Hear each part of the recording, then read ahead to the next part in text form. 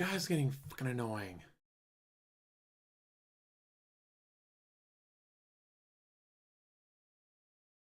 I never used to have these issues. I don't know what the fuck is going on.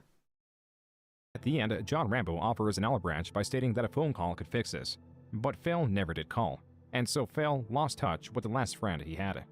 Not even a month later, now closing 2015, Machinima informed Phil that they will no longer honor the $2 CPM contract and would instead swap to paying him with the raw ads, which would further decrease his earning potential. Everything appeared to be working against him, and the idea that was meant to breathe life into his channel did not come. What did come was something else. What did come was What is up, something everyone? else. Hello, hello, and welcome. Use your strength and crush Oh shit. that thing! Go away, Hulk. Oh, the camera's on. The camera's been on the whole time, huh? Phil attempted to dismiss what he was doing by saying he was doing quote-unquote various stuff like scratching his leg. The bombardment of memes and other media will not allow Phil to dismiss this so easily. It was already clear that he was pleasuring himself on stream and forgot to turn the camera off. Keemstar, the owner of Drama Alert, a trending drama channel at the time, quickly picked up the story. It was then that Phil came clean and admitted to what he was doing. After Drama Alert and the internet as a whole spread the news, Darkside Phil would be known, above all else, for this. A new nickname was passed around Say, as June, the DSP king went would be down. known I've as been the going guy. down. What the fuck is going on? Every inch of my dick balls, right? Because in theoretical conversation, when one introduces the subject of Darkside Phil, the other participant would respond with, "Is that the guy that pleasured himself on stream?" Phil handled this remarkably well, making jokes about it and accepting his new identity Eventually, in stride. after banning people for it. That's what I'm known for. You got exposed for doing that. I got completely exposed. His partners and Machinima were not so enthused, and sought to take down any re-upload they could find of the event. Whatever goodwill Phil had gained through the acceptance of this recent event was quickly lost. In this single post on his forums, he insults 3 different creators who have audiences larger than his. He calls Total Biscuit's reviews overanalyzing, calls Jim Sterling's reviews that fool you into thinking they're intelligent with fancy wording, and Angry Joe's reviews bloated with skits and cosplay for kitties to retain attention. The cherry on top was the purpose of this post was to represent his own views as superior. Quote, or if you actually want an honest review from an honest guy who's played video games all his life, has a huge wealth of experience/knowledge to draw upon, and doesn't have any bias towards anything, you can watch my review, unquote. Persisting on this path of self-destruction, the following month, Phil made an Instagram post calling PewDiePie's new book meaningless for brain-dead idiots. This produced a response from PewDiePie, who simply responded with, quote, DSP upset he can't read, unquote. The source of Phil's frustration was his continued bleeding of views. He was jealous, and over several posts on his forums, relentlessly defended the idea that not editing his Let's Plays is what made him popular, while simultaneously furious at being disadvantaged, stating that the only barrier between him and hiring an editor is money. There was something different in Phil going on here. A panic, a lashing out, a misrepresentation of the truth. Not to trick his viewership, but to try to fool himself. He was not concocting long-standing lies that would reach various people or form some campaign of misinformation or unverifiable fact. He was arguing with individual members on his forums with multi-paragraph long responses. As the users had grown accustomed to, Phil was blaming "this is how you don't plays" for his failings, calling them slanderous. A user of his chat was even banned for stating that they enjoy their job and wouldn't prefer streaming. Phil was fighting with the very concept that the loss of viewership was his fault. It's a wonder what this fight with reality was doing to him. Out of his continued desperation, he was back on Twitch asking for more paid subscribers. Phil's loss of viewership had him left with the most dedicated supporters and detractors watching his streams. The worst part for Phil was this balancing act between dismissing detractors and appeasing supporters. Quote, I seriously need to start convincing people that YouTube isn't going to support me anymore, so they need to pledge a Patreon and or sub, give bits here. Because at this rate, it's a joke. I'm on pace to make half as much in December this year as I did last year, playing 4 new games. Just got a notification my bank account is overdrawn. Luckily, my Machinima payment is literally coming through today, unquote. To add salt to the wound, And yeah, he was the still infamous playing clip of WWE Phil was strong Supercard. in circulation even at the end of 2016. That face. 2017 started just as bad for Phil, as he announced that he had been renting his condo out in Connecticut, but that was no longer the case. More would be lost this year than any other. On February 26, 2017, Phil participated with his viewers in a game of Quiplash 2. A game with pre-established questions that could be answered in any way. The goal is to win the favor of the competitors with the most compelling answer. This quickly delved into the memes both surface level and personal around Phil. For example, his seal laugh or ack ack ack. DSP tries a KFC grilled chicken or make more ad revenue than Phil. Cow bark or ag ag ag ag ag. They're both good. None of these had any major effect as Phil played along with the roasts. It wasn't until a player shoehorned in an answer that caused chaos. I don't even know what that means. Leanna's fake engagement ring. Huh?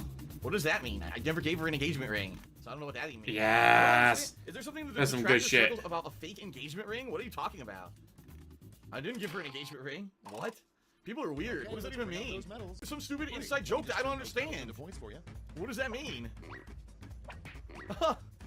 It won, and it makes no sense whatsoever to anyone who's not into an inclusive circle jerking circle. That made no sense at all. What does that mean? Get NFL Sunday Ticket Fucking and hell. YouTube TV to watch up to 4 games live at once. With Is there actually like some kind of a joke about an engagement ring? Huh? Leanna posted it on her own Twitter. What are you talking about? It's about one of her Twitter pictures? What are you talking about? That's hilarious because that just shows how mind-fucked and stupid the people are who do this shit. These detractor idiots. Because no human would know what the fuck they're talking about. It's some completely inside joke they made up for themselves that no one would Except know it anything about. wasn't. It doesn't make any sense. It makes zero fucking sense. And yet it ends up being the big winner at the end of the game. That's so fucking stupid. As was revealed to Phil through a video game, Panda Lee had been wearing a fake engagement ring to her job. Dissatisfied in the relationship and the lack of progress towards marriage, this was her way of lashing out and participating in the drama on Twitter. Quote, "Oh shit, he knows about the fake engagement ring I wear to work that I wear all the time? How could he have known?" Unquote. Panda Lee then posted the ring itself, captioned with Ringgate 2017. Panda Lee allegedly also took off work to experience the live drama that was unfolding. With her displeasure with Phil near its climax, it was a surprise they did not separate there. In the limelight instead was Machinima. With the apocalypse in full swing, earnings down, and the company model a complete failure, they had less support to answer Yes, creators who take were feeling the 3. brunt of the loss of ad revenue. Unfortunate. Phil, being one of these creators, reached out, but Machinima was slow to answer, and so he was emailing not just former employees that had been fired without his knowledge, but emergency contacts meant for dire situations. That's when, on February 28th, a Machinima employee reached out to Phil and gave him the basic advice to increase his audience retention and kindly to not message other departments. Phil's full, alleged response was locked in on Machinima's request to not message other departments. Phil used his history with the company as a reason to act in the way he pleases and demands better treatment. If he is not treated better, he states he is better off not working with them.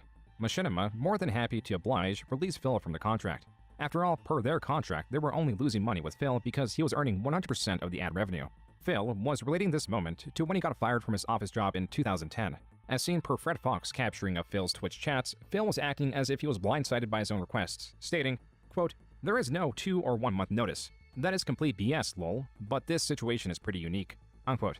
In a video released shortly after, Phil dissects his separation of Machinima, then dissects it again and again and again, then loses his train of thought, thanks his followers, asks for donations, and again restates what has been overtly established, yet never provides a satisfactory answer. That's why his video is nearly 2 hours long to explain that the contract with Machinima has been terminated. And as per the description, quote, "I cannot give all the details, but in this video I explain what's going on," unquote. This is all beyond minutia. That besides Phil's uncreditableness or dishonest nature is why few would ever care for his side of the event. Not sure, Mickey. His long-windedness Not sure why varies this his own premiere went reasoning down. or retelling of events even further than his several uploads a day do. For any controversial moment, Phil is certain to extend what should be a clear and concise response into a multi-page long essay or hour-long video. It took about 10 days or so for Phil's channel to be fully released. And then, it took about an additional week for him to fight various content ID claims himself, as would normally be the responsibility of Machinima. Phil was quick to find a different multi-channel network to partner with. This time it was Curse. Unlike Machinima, who was trying to inflate their numbers, Curse did not give Phil a 100% cut of ad revenue, nor was he in a managed partnership. This means that they would not be responsible for his 30 or so content ID claims that he was getting a day on his 40,000 uploaded videos. The ongoing developments of 2017 were scarcely predictable. In April, Phil submitted to Panda Lee's request and per her Instagram post, were now engaged. The detractors' persistent monitoring allowed them to find the ring almost immediately. It was one that Panda Lee personally liked on her Blackcurrant account, which is the name of her soap-making business. Detractors, tracing this back to Amazon, found that Phil had spent on the lower end for this ring, a testament to his detractors' obsession and or Phil's dwindling finances.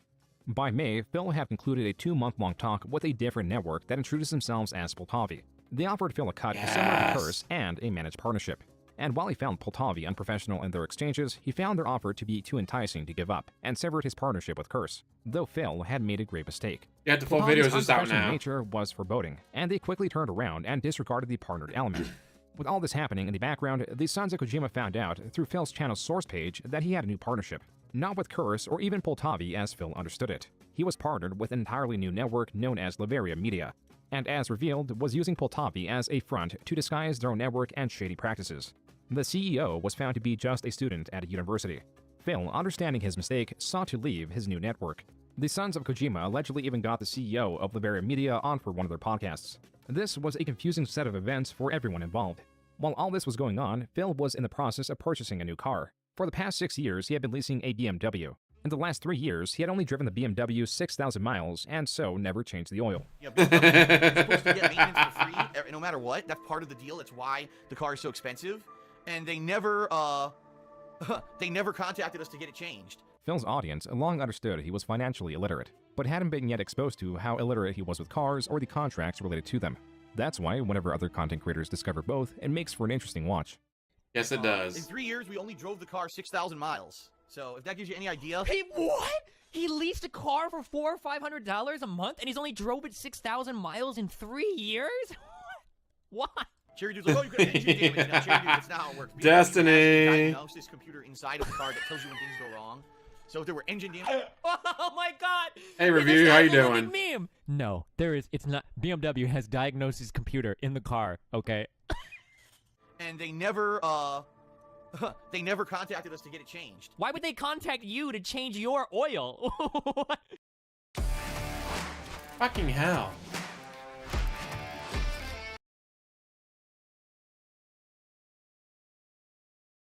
Salesman stream. Wanting to help Phil out, Destiny jumped onto Phil's stream and began typing in his chat, attempting to provide financial advice. Phil, of course, ignored this, and on his forums he And then banned posted, him. quote, Destiny, a Twitch streamer who I never even heard of before 2 weeks ago, came into my chat and practically begged me to stop what I'm doing and talk with him. What the fuck can this guy tell me about buying cars that I don't already know? This guy probably didn't That's know why I make sure I to went show school the for finance. Twitter and all that. Unquote.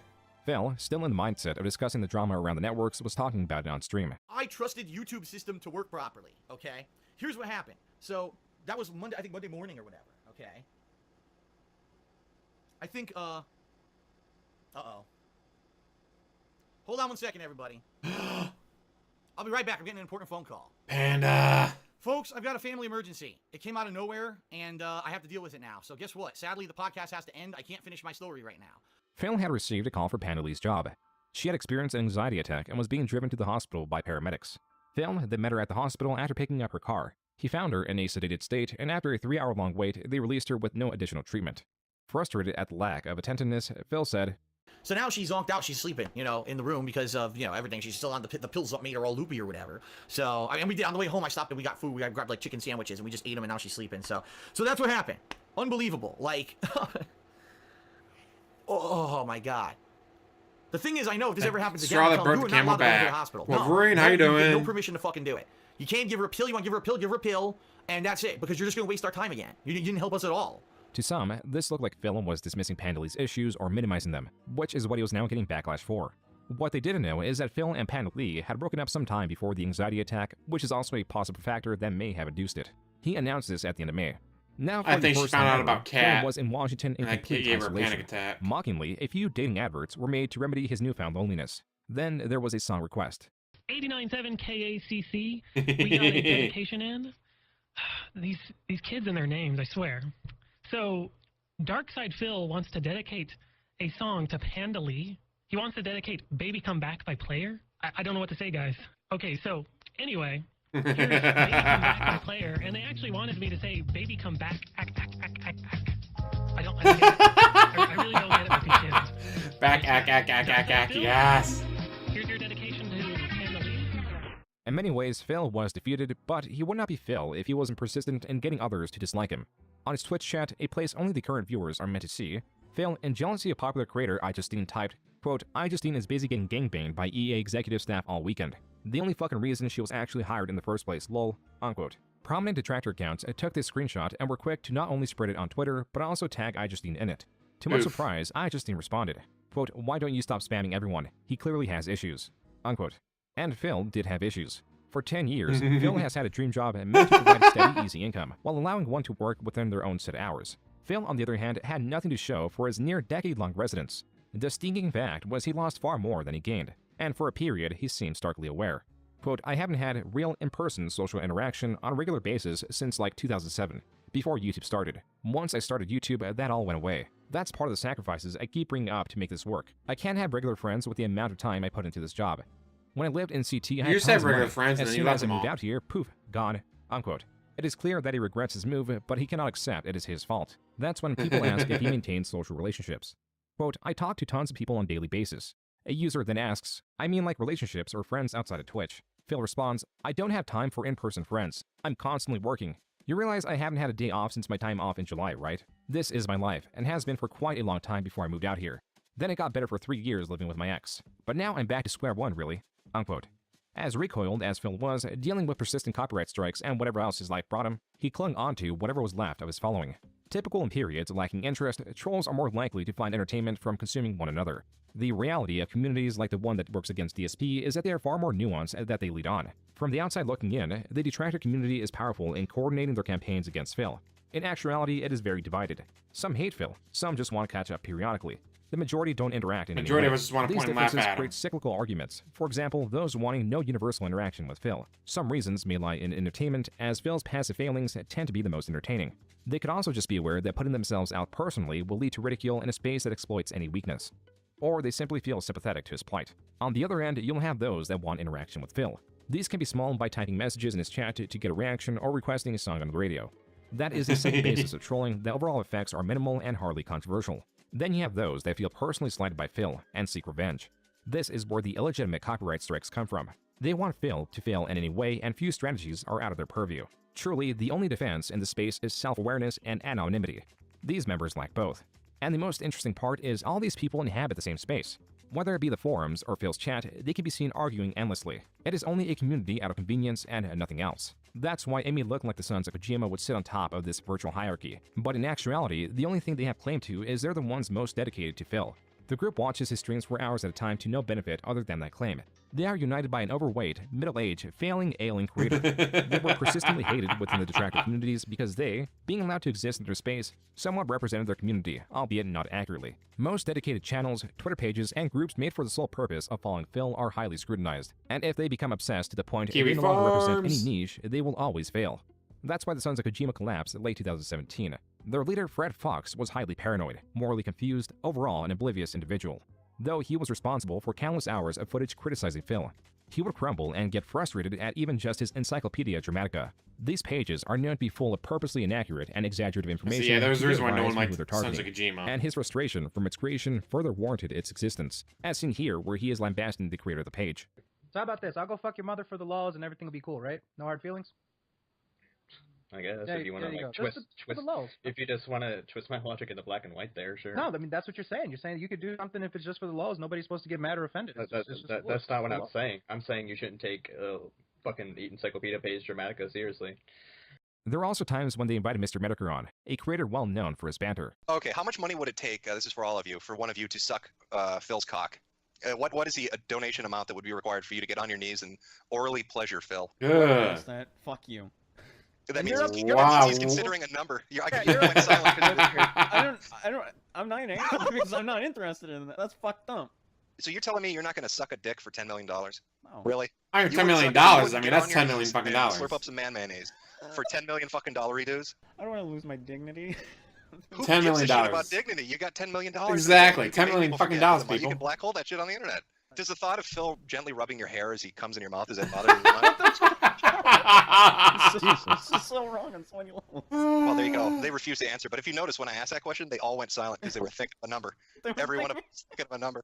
Some comments under this near 50-minute long video read, quote, Christ, without any DSP material to commentate over or talk about, these guys just got nothing. That's some weapons-grade humiliation. Christ, these guys are awkward. It makes me want to like Phil if these are his trolls. Unquote. On Kiwi Farms, there is a tremendous amount of information, detailing Fred's paranoia, his coordinated attacks at former and current members, his group's campaign of copyright striking DSP via fan art, and his attempts to regulate the community besides deciding what is and isn't allowed to be monetized on the basis of moral superiority over Phil. His antics and strange history are also entertaining. That was another reason why he was exposed and why there are over 2,000 posts discussing him.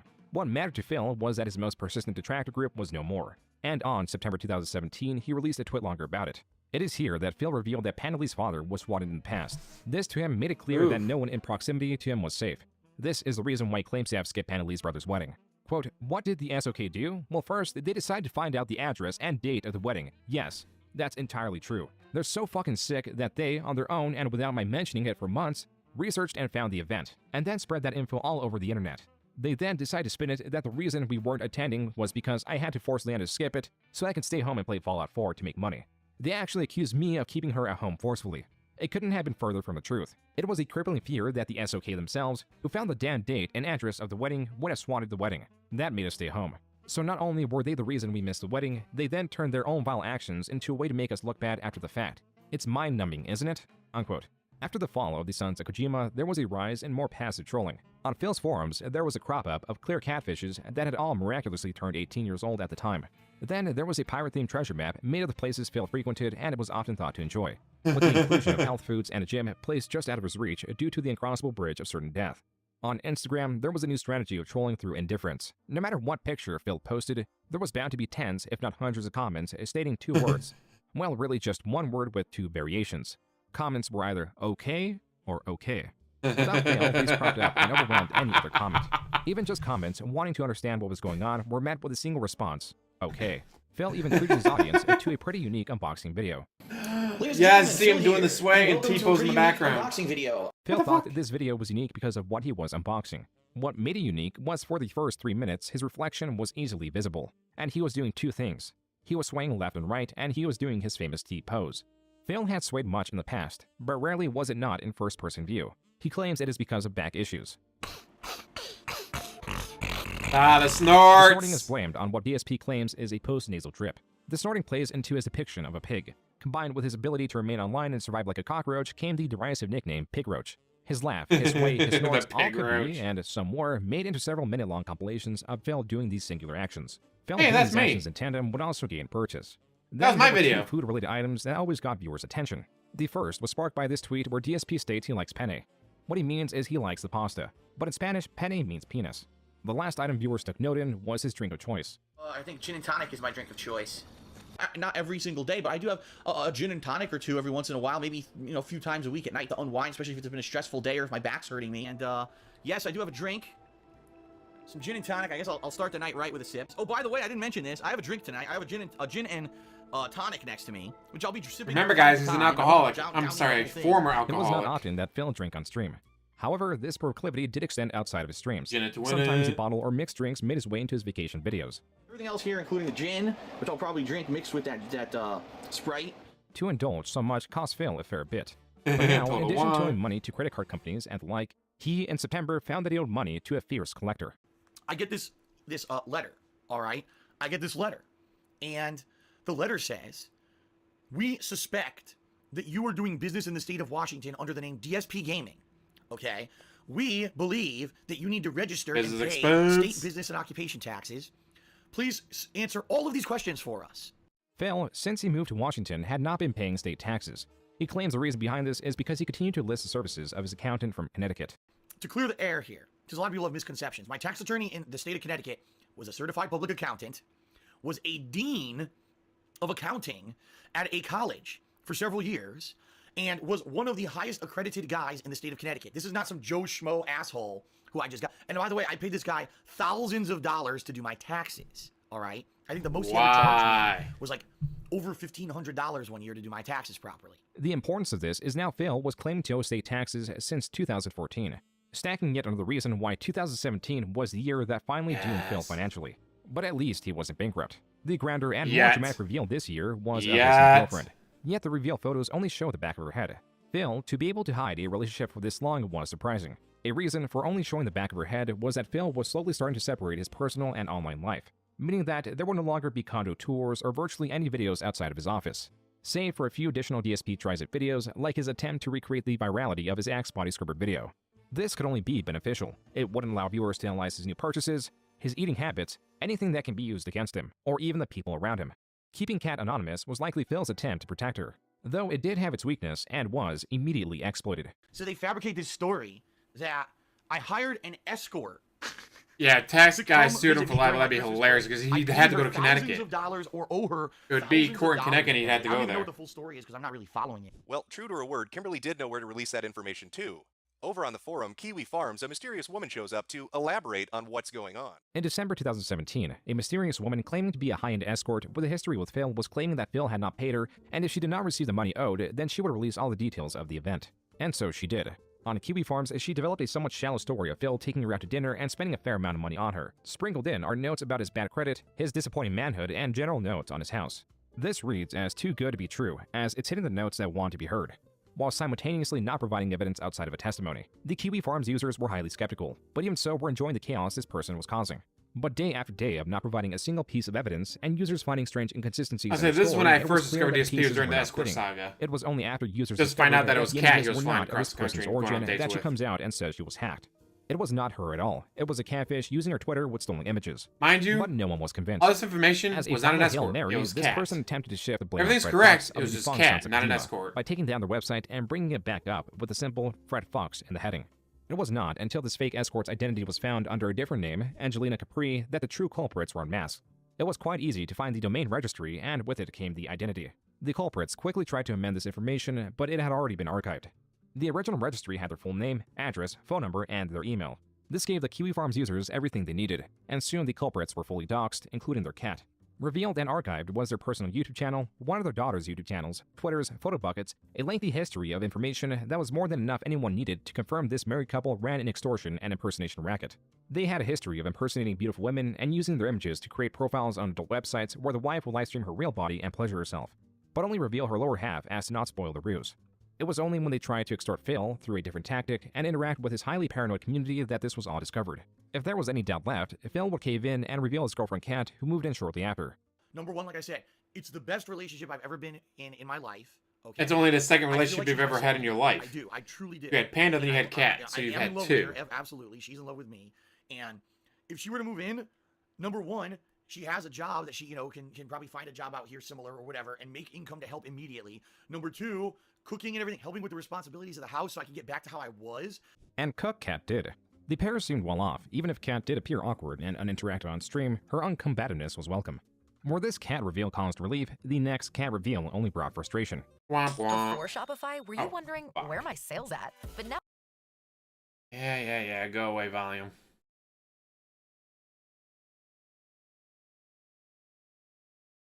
His hand was his first relationship. But dude, his hand has gout. Phil was currently revealing was a sponsorship from OP Seats. The same day Phil revealed it, OP Seats terminated their contract with Phil due to the backlash they were getting. So let's talk, because I want to tell you the full story of how I basically obtained sponsorship. And then all of a sudden, because of the actions of trolls, the sponsorship is now gone, okay? Even so, in February, Phil procured a different sponsor but remained with a similar product of a gaming chair. Gaming chairs across the board are disreputable for their style over function. That was not the only reason SpawnSeats, the sponsor of Phil, was getting backlash. As it was discovered, this new company was not really a company at all. It was a person drop-shipping cheap gaming chairs with an inflated price. So not only did this new sponsorship fall through, the company attached to it failed along with it. Phil was hardly sympathetic. Fact of the matter is, folks, it doesn't really affect me because guess what? I got the chair. I got the chair. I got the chair already. That's why I didn't do a lick of promotion until I got the chair. And I talked to the guy up front about this, the possibility of nasty shit happening. And he said, no, I understand. Don't worry, we'll put up with it. It is what it is, guys. As much as detractors work to spoil his mood, they can hardly compete with the natural and novel interactions Phil has, like with this 11-year-old on VR chat. Can you please go in the waiting room? Sure, where is the waiting room? Right behind you, idiot. You click on that.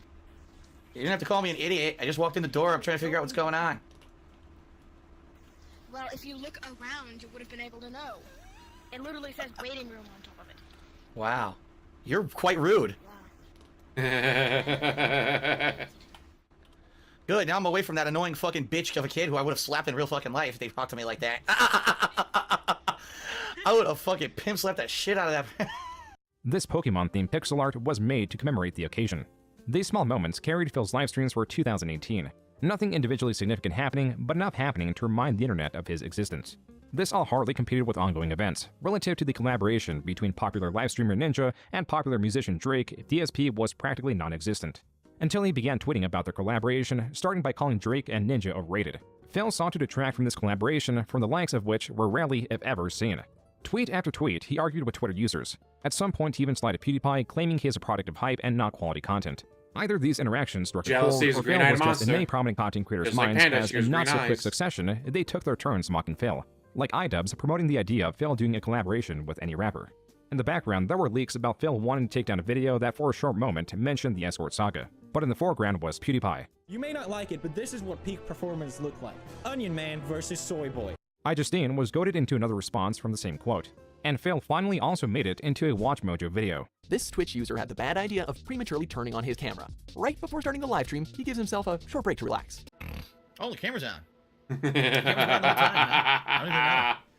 There was a renaissance of sorts in ways creators were able to make Phil entertaining. Few as creative as L Crimson King.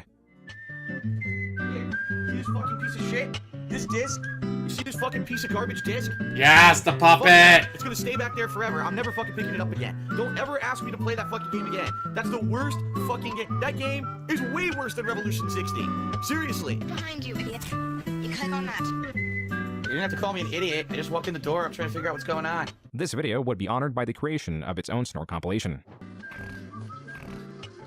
This emphasis on creative ways to mock Phil made the latter half of 2018 appear creatively bankrupt in comparison.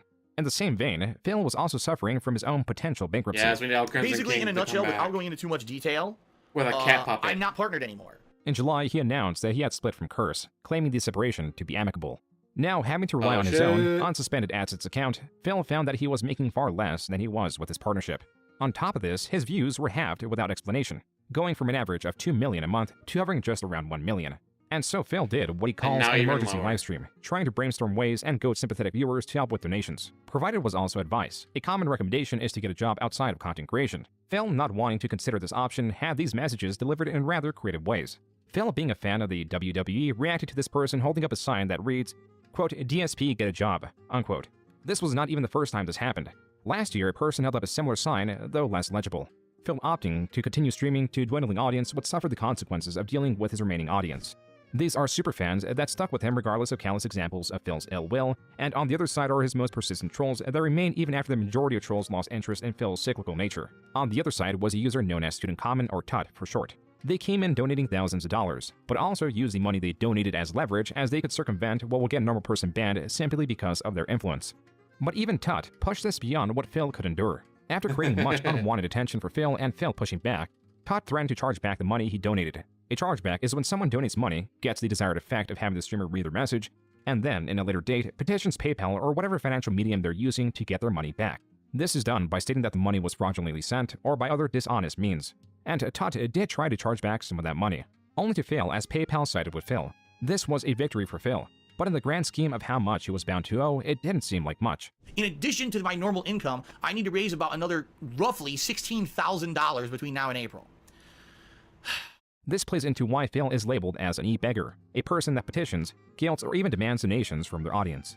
While it is normal for streamers to subtly stimulate donations through appreciation, Phil's tactics are more direct. Taxes are going to be my main thing I have to figure out this year. Making enough money not only to pay the bills, but my taxes are coming up. And right now I'm focused on just getting through this year. Hopefully being able to pay my taxes somehow. I'll be honest with you guys. Yeah, taxes are always something that are on my mind. You know, I've got tax payments due. You know, my state taxes are due in January. My federal taxes are due in April. If I could get through paying the taxes for next year, the federal taxes, their taxes were high. Things like tip goals and the like on stream to try to raise funds for my taxes and all that. This very much works. In December, Phil's relentless discussions of money launched him into the 4th highest number of Tier 3 subs.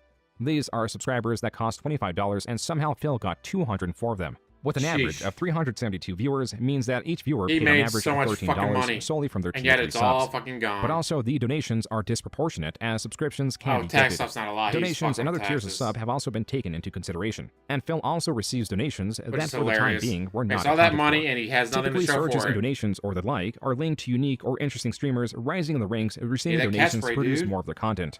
And to Phil's credit, he was planning to do something unique. Something no streamer would ever even consider. And that is a marathon to raise money to pay for his taxes. All right, it's going to be via tips, meaning the only real viable way for you to contribute and help me out in this situation is to tip me, because you tip me via sending funds to my PayPal, and that allows me to have those funds right away and put those funds towards my taxes. WWE champions. The marathon was to take place in March of 2019. The goal was to raise around $5,000 through tips. And as Phil mentioned, the tips he received, which is the money he made through PayPal and not subscriptions or other Twitch integrated services, would be used towards taxes. More than likely, probably now, at this point, I've probably raised like around $900 to $950, because every dollar tip I only get 67 cents out of. I probably got, no lie, like $500 tips today, and all those only like 60%. So, but it is what it is. Thank you, guys. This was not very close to his $5,000 goal, so Phil did a second marathon in April where he made a bit more money as seen to the bar at the top. Again, stating where all the money would go to. That's out of context. That's the old me. It's very simple. with all the money that I've raised for these taxes, I'm going to go to my tax guy and say, this is what I have. There was some natural skepticism and some paranoia around Phil, as he has shown himself to be a dishonest person. And so, in the detractor community, wild theories spread, but only the most gullible swallowed all theories around Phil. The newest theory came from the blindsiding reveal that Phil had gotten married to Kat and used the funds earned from the tax marathon streams to finance some of the wedding. But Phil got on stream to quell some of the unrest. And by the way, as I'm going to explain, don't worry, again, everything's going to be explained. Everything I told you guys up front about that stuff is true. Everything, every dollar that was raised to help with taxes is going towards the taxes. Now Phil is reasserting that all the money went to taxes. But later in the day, he states that was not the case. And I did 2 different marathon events, all right, that raised, in total, if you actually look at the amount of tips that I raised that can go towards these taxes, was around, I think, I want to say just under $2,500. But also what people need to understand, which they don't, is that normally I raise tips. And normally tips go to paying bills. So even though I raised $2,500, a chunk of that had to just go to pay my monthly stuff normally. And so even though I raised $2,500, in reality, it was probably... And yet all the subs and bits, what do they go to? Afterwards to put towards the federal taxes. Phil had lied throughout his marathon streams and the streams afterwards by now stating that over $500 or so went towards his bills and other expenses. This contradiction seemed too great, so I asked Phil about it. Phil responded with a superbly long-winded response. His answer is buried in this line. 2 words in his 357-word response. Quote, I misspoke, unquote, meaning that he misspoke about all the money going to taxes. What I failed to mention was this was not the only piece of evidence I had reconfirming that all the money from his fundraising would go to taxes. But again, as I've already said, I can assure all of you that there was no deception whatsoever on my part outside of the fact that the wedding existed. All funds that I raised for taxes and the like are going towards taxes. Not a dollar, not a single dollar that was supposed to be raised for taxes went towards anything during this wedding or anything. Nothing. The clear answer is Phil lied, and the money raised is unaccountable. What few people knew at the time was Phil had a 10-year plan. In a conversation with his mother, who had bailed him out previously and delayed a potential bankruptcy, Phil was presented with 2 decisions: file for bankruptcy or develop a 10-year plan. This 10-year plan was meant to phase him out of content creation into a more traditional job. It was even clear to his family at this point that his online presence was only causing trouble for him and those surrounding him. Even now, there was an uproar of displeasure where a few mods were rebelling and leaking private chats and other items surrounding Phil due to his recent lies about where the marathon money was going. Phil did not understand the depth of this backlash. On the flip side, Phil did not understand goodwill either. On May 9, 2019, Phil tweeted, quote, took a day off the entire internet, but hashtag ProJared hilarity was at the top of everyone's Twitter feed. Haha, whoops, unquote. Now that ProJared was going through his own controversy sparked from his lewd Tumblr and confusing open relationship, Phil jumped in on the anti-ProJared bandwagon. After this resoundingly successful tweet, Phil went on a stream chat and simultaneously downplayed and exaggerated the success of the tweet. By the 11th, Phil was so confident that this tweet was bringing him the goodwill of the internet that he made this. The reason I'm doing this is because in the past couple of days, the internet at large has finally kind of turned an eye to me for the first time in a major way in a long time, in an actual positive light. It's not true, guys. This video is not titled true. DSP Tries It, Debunking 7 Years of Slander. In a nearly 2-hour video, Phil took a cursory glance at some of his controversial moments, like the time he said Minecraft was stupid, dating Panda Lee while she was 18, or explaining the escort drama that had long been proven false. Lacking here was everything else, from his financial woes, his treatment of his audience, his lashing out at other creators through minimizing their achievements or insulting them altogether. Phil's video was completely lackluster. Even a successful video dispelling his controversies would not change the fact that the reason people watch Phil is to laugh at his antics. His Saucy Mondays, streams where he goes off camera to stir a pot of Italian sauce, has no inherent value to regular people. But his lies, on the other hand, tend to be captivating. Marky Mark says, what is my favorite drink? I like White Russians. Oh, I never had a White Russian before. Never had a White Russian. What drew viewers' attention now was a reveal stream with a $1,000 goal. Phil promised a big, positive reveal. Users guessed all throughout, Jasper none hit the stream. mark. Some even thought that the reveal was a new cat, which Phil denied. Finally, the goal was hit, and the positive reveal came. I got someone I'd like you to meet. Come on up here. Come on up here, buddy. You want to come up here? You want me to pick you up? Someone who actually is not a new addition to the family. Someone who I'm going to introduce you to today, who has been a part of our lives for quite some time, in fact. All right? And it's funny because with all the stuff that we've had to do, we've had to keep a lot of stuff private. Come on up here. Here he is. Ladies and gentlemen, I would like to introduce you to our pet. Phil's reveal was his cat Jasper, but users already guessed the reveal was a new cat. Phil's reasoning was they did not guess correctly enough. So a lot of people, you're right, a lot of people did guess that a cat was the thing. The thing, a lot of people say, oh, it's a new cat. It's a new cat. It's not. Jasper actually has been our cat for a while. On top of this, Phil got another $1,000 donation from a single donor through the miscommunication of there being a second positive reveal. The easiest way to find out how controversial a stream was to find out how many bans occurred that day. And according to this user-made graph, the day Jasper was revealed, there were 451 bans on a stream. But this graph relates to Phil's stream only. On September 29, 2019, Phil was seen not on his own channel, but on The Quarterings, a creator who is controversial in his own right, but utilizes it to make a living. This is something long anticipated because Phil sits in the relative safety of his own streams and controls the dialogue. Adding a different prominent creator would mean there would be no place to hide, and some have tried to secure an interview with Phil. But Phil is very careful, very selective. He only allows those ignorant of his rich history to reach him. And even then, there can be stipulations in place to block some of the most demanding questions. Like, how much does Phil owe? Where do the thousands of dollars in donations end up? Does he believe himself to be financially responsible? And instead of that, viewers got this. This is the most popular question. Okay. Where did the load go? Where did the load go? Yep, I remember that. Kickoff weekend has a Friday game, and it's Normally, a like-to-dislike ratio is the most basic way to see how much viewers agree with any which video. But this time, there is something literally better. thousands. The Quartering a Softball interview got Second 90,000 only views. to Wings. These can represent interest in particularly how many care to view it, how many align with the interview. With that in mind, It's a Gundam, a channel that is hardly DSP-centric, covered the interview and broke down how Phil misrepresents himself while going into some of the deeper Phil lore.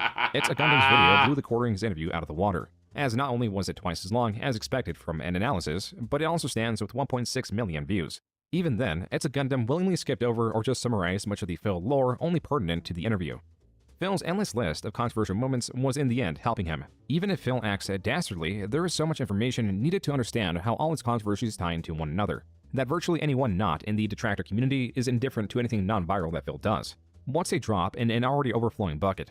What also helps Phil are his worst trolls that allow him to misrepresent and discredit the detractor community as a whole. On Kiwi farms, doxings are a common sight, information spread for the sake of harassment. At one point, these were not so common until one individual showed up on the farms, a user that went by Nigel of UKIP. For what would be the next couple of years, this individual will freely dox those in Phil's vortex. It's hard to say how he was doing it. He could have had insider information and somehow used the donor's PayPal information to craft a dox, or simply just searched for usernames across social media websites until he found commonalities, ultimately leading to the dogs of those within the Phil sphere. The only other strange instance of doxing was from a difficult-to-cover story, as the relevant threads where this mass dox was held were expunged. And of course, the Wayback Machine excludes Kiwi Farms. All that is left are recollections and videos that serve of evidence of its existence. Quote, here's a pretty good recap of the entire docu show. But since the thread itself has apparently been nuked, I'll just add some context and missing details for anyone who wasn't around back then. It was known as the January Harvest of 2018. It started because BSV got into a tangle with the nasty on here. Apparently got stupid ugly, families threatened, etc. The KF Dog Sluts issued an ultimatum to DSP. Admit publicly to your guardians that your main paywall, BSV, has been saying doing some stupid shit. Which, yes, at the time, are where going to drop a super dox at a rate of 1 per day on your The King of Hate forum dwelling redacted. This will begin on X date and continue until you have done this one simple and justified and true thing. Basically, just disavow BSV's behavior. Lol, unironic Freedom Forum members and Kiwis with trolling accounts over their like and become tremble with fear. No one is safe, lol. Philip Piss Baby Fuck You Burnell responds by shoving his head in the quicksand. Turbo doxing commences. After like 3 days of this Waco standoff, his terrified forum users go from screaming at Phil to do something to stop this into a 5-alarm dumpster fire. Standoff continues until Phil's revenue begins stinking a bit. He is now forced to address this matter on air. Does nothing, says nothing he was told to admit. Advises his audience that anything the bad doxing men have done to them is their fault. Not his because they're stupid and they use his forum, lol fair, and have personal shit in their online profiles that anyone can see, which would have been his one valid argument in all this if it hadn't been tendered in his signature blame-shifting desperation and also contradiction by some other horseshit he said 30 seconds later. The victims of these cyberbullies shoulder all the blame in this, and everyone is stupid because you should just know that any internet presence puts you at risk of, well, everything. NMF NICD. Dox Harvest continues. Despite having zero leverage, Fatboy gives the infamous 19-hour olive branch speech as a counteroffer to everyone who doesn't dick ride him on the internet. Peaceful coexistence? Okay. No more talking shit from either side? Sound good? 9 seconds later, he resumes talking shit about dirt detractors. No negotiating with terrorists, though. Harvest continues. Harvest got tedious as it quickly became obvious that most of the people that orbit him are boring turbo spams. Yeah, he doesn't add jokes or personality, just keep it as Phil cut and dry as advises the possible. internet that this constitutes a hard W for him. Oh, to see the world through the blurry chain goggles of his squinty dead eyes. Phil resumes pushing buttons. Unquote. That was a quick rundown of what was called the January Harvest. The user also linked to a longer rundown of 3 videos. The overall runtime of those videos are 4.5 hours. As a reminder, these videos are considered the insignificant parts of Phil's history. The larger portions have longer running history and tie Golden themselves Triangle together. Gaming, Like shout at out! 20, there were 2 things TTG. around Phil being discussed. A bankruptcy which had its own honorary sign displayed at a WWE pay-per-view event, which is also attached to the theory around a mobile game known as WWE Champions. The bankruptcy is far more forward and clear, and has been a long time coming, with Phil discussing his want to file for bankruptcy through 2019. Only now, in January 2020, was the process underway. Well, basically, eventually, I sat down and I saw a lawyer and talked to the lawyer, and the lawyer said, you know, with your situation, you know, there's really no way out besides declaring bankruptcy. Like, there's no way. How are you going to get out of not only owing all this debt that you have behind the scenes through credit cards and loans, but now you've got a home that you can't pay for and they're going to foreclose on you. Chances are they're going to sue you. The bankruptcy forms made it into the hands of the detractors. In these dense, lengthy legal forms were revelations that finally, among many other things, put a number on Phil's total debt. The unsecured creditors on page 20 list all of Phil's unsecured claims, so items that had no collateral such as personal loans and credit cards. The page 1 of 7 on the bottom right corner was already hinting at the sheer amount of debt Phil had incurred. The only thing more impactful will be going through all the individual accounts. And so, number 1, $1,100 to an American Express card. How do you not pay that? $6,400 on a different American Express card. Number 3, $26,000 to Bank of America. Number 4, $2,700 to BMW of North America. Number 5, $10,700 to a Capital One credit card. Number 6, $14,100 to a Chase credit card. Number 7, $8,500 to a Citibank credit card. Number 8, $13,800 to a different Citibank credit card. Number 9, $15,600 to Citibank.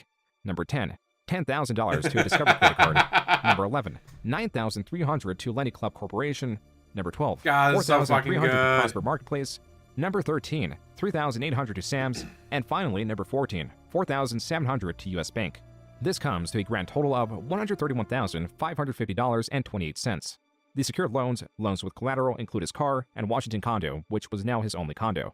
To add to this, on page 19, readers could see Phil still owed over $100,000 on his Connecticut condo, in which he originally purchased for $131,000.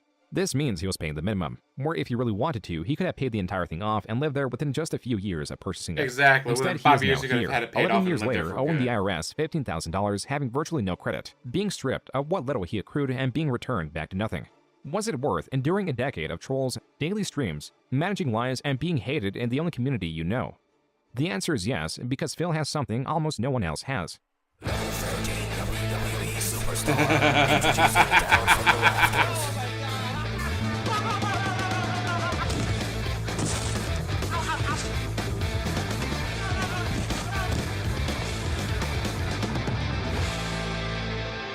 Phil's price well worth it because of this Candy Crush, gotcha-designed phone game themed around the WWE, known as WWE Champions. It is important to note that Phil has refuted investing into this game to the extent people have claimed.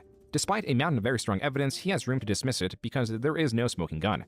Phil has a history of playing other mobile games themed around the WWE, and was not shy to spend money on microtransactions to get an advantage. However, on WWE Champions, there is an account that has seen some tremendous climbing in the leaderboards that would be impossible without microtransactions. This account's name was They Call Me DSP. Phil's Twitter handle is also They Call Me DSP. Phil has a history of using that username in other apps like Pokemon Go, and Phil in the past has admitted to playing. WWE Champions is a game that plays a lot like Candy Crush, of all games, or what's the other one, Bejeweled? It plays like those two games with wrestlers, and honestly the game cheats and is not very good, but I just play it because it has wrestlers in it. What detractors seek to prove is that the account They Call Me DSP is indeed Darkside Phil. If they can attach this account to Phil, then that alone proves that Phil spent tens of thousands of dollars on this game. This is where TJ Gamebox comes in, a person that plays the same mobile game. He was dragged into this mess through unscrupulous threats. We're playing WWE Champions, and we're part of a guild called Xena. And the guild, unfortunately, was joined by a person that was named They Call Me DSP. The second that he was in my guild, a lot of people in my guild were threatened to be doxxed by detractors for having him in the guild because they didn't want us to go ahead and give him any prominence in the game. It was clear that detractors were keeping tabs on the They Call Me DSP account, and they were following this account through various guilds, threatening guild members in-game. Other guilds, like TJ's guild, would adhere to the detractor demands and remove They Call Me DSP. It is also important to note that besides Phil claiming that he does not own the account, attempts have been made to reach out to the They Call Me DSP account to see if the owner could somehow prove that they were not DSP. The owner was not cooperative, which gives more fuel to the theory. DSP. As for TJ, having some prior knowledge of Phil, became interested in this investigation. So I went further into it. I decided to keep track of money, keep track of tabs, keep track of when he's online. When I would find that he was online whenever DSP was offline. And whenever he was online, streaming, that account was offline. The thing is, with higher spenders or those more invested in games, guilds, clans, whatever it may be, drift off their game and use third-party software to communicate with one another. This, in most cases, is Discord. Discord, but in other cases, it could be apps like WhatsApp, which is primarily used for communication. There's also the Line he app, posted which a serves a picture similar that function. just shows And as down. it so happens, one of the guilds, they call me DSP, He's joined, like, was using the the tractor Line app. took the When I bait. noticed he joined one of the guilds, there was a part where he could be part of the Line app. It says Line app was used for communication. So I did a little bit of digging and found that if you connected his phone number, because this phone number is public, onto the Line app, it popped up with, they call me DSP. This is a strong form of verification. You type in your number, then the app sends a message with a code to that number. This is rather straightforward because though numbers can be duped with outgoing messages, messaging the number back will result in reaching the actual number and not any spoofed one. Forgetting about the need of phone verification, Phil initially dismissed it as a troll with creating a Line account under the Call Me DSP. Sounds like someone made an account in my name to try to fucking screw me over, just like Discords and everything else that's happened this year. I know nothing about it, but it sounds like you're a conspiracy theorist, doesn't it? A viewer then informs Phil that his number is tied to the Hey, Line account, Tone. to where Phil changes his tune. The actual enter a code from an SMS message when you documentary download the app. had a Control has premiere access to stream and text it went messaging. I'd call down. the authorities if I were you. My stream went down a couple times. YouTube's having issues today. I'm just seriously, like, there's no way to dupe one of these app companies into thinking that you are using a phone number that you're not, right? Or there's no possible way that in the 6 years since my cell phone's been doxxed that I changed my number, right? No He way didn't, though. possible that I would have possibly done that, right? Phil claims two things. Firstly, that it may be possible to fool a company through a spoof number, which it is not. The second is Phil introducing the potential that he changed his number during this time, which was countered by someone calling Phil's number and getting this. Me! James, the Lesser Express line. Your call has been forwarded to an automatic voice message system. Phil Burnell. The NFL season will be come back before you know on. it. Get I NFL can interrupt Sunday my Ticket moment. on YouTube TV and Not only that, when ranting about John Rambo, he slips up. I have nothing to make amends for with Rambo. I never mistreated the guy. The guy was always told me that he was happy when we were doing work together and everything. He's the one who cut off contact with me and lied to me saying everything was all right, but then stopped talking to me and then made a negative video about me later. He would have to reach out to me. I am the one who still has the same phone number. I'm the one who, you know what I mean? Like, I'm the guy who's still easily reachable. What this proves is Phil has a Line account, and also another item to stack on the massive pile of Phil's lies. But again, Phil could run with the narrative that just because he has a Line account that is also under the Call Me DSP, that doesn't prove that he plays WWE Champions. And so the investigation continues and lands on a different third party, Discord. So I have sources of him joining and being kicked out of my guild. I have sources of him being in another WWE Champions Discord and me talking to him. This is significantly more promising than the Line app, because unlike the Line app, They Call Me DSP's Discord is clearly seen interacting with TJ's guild.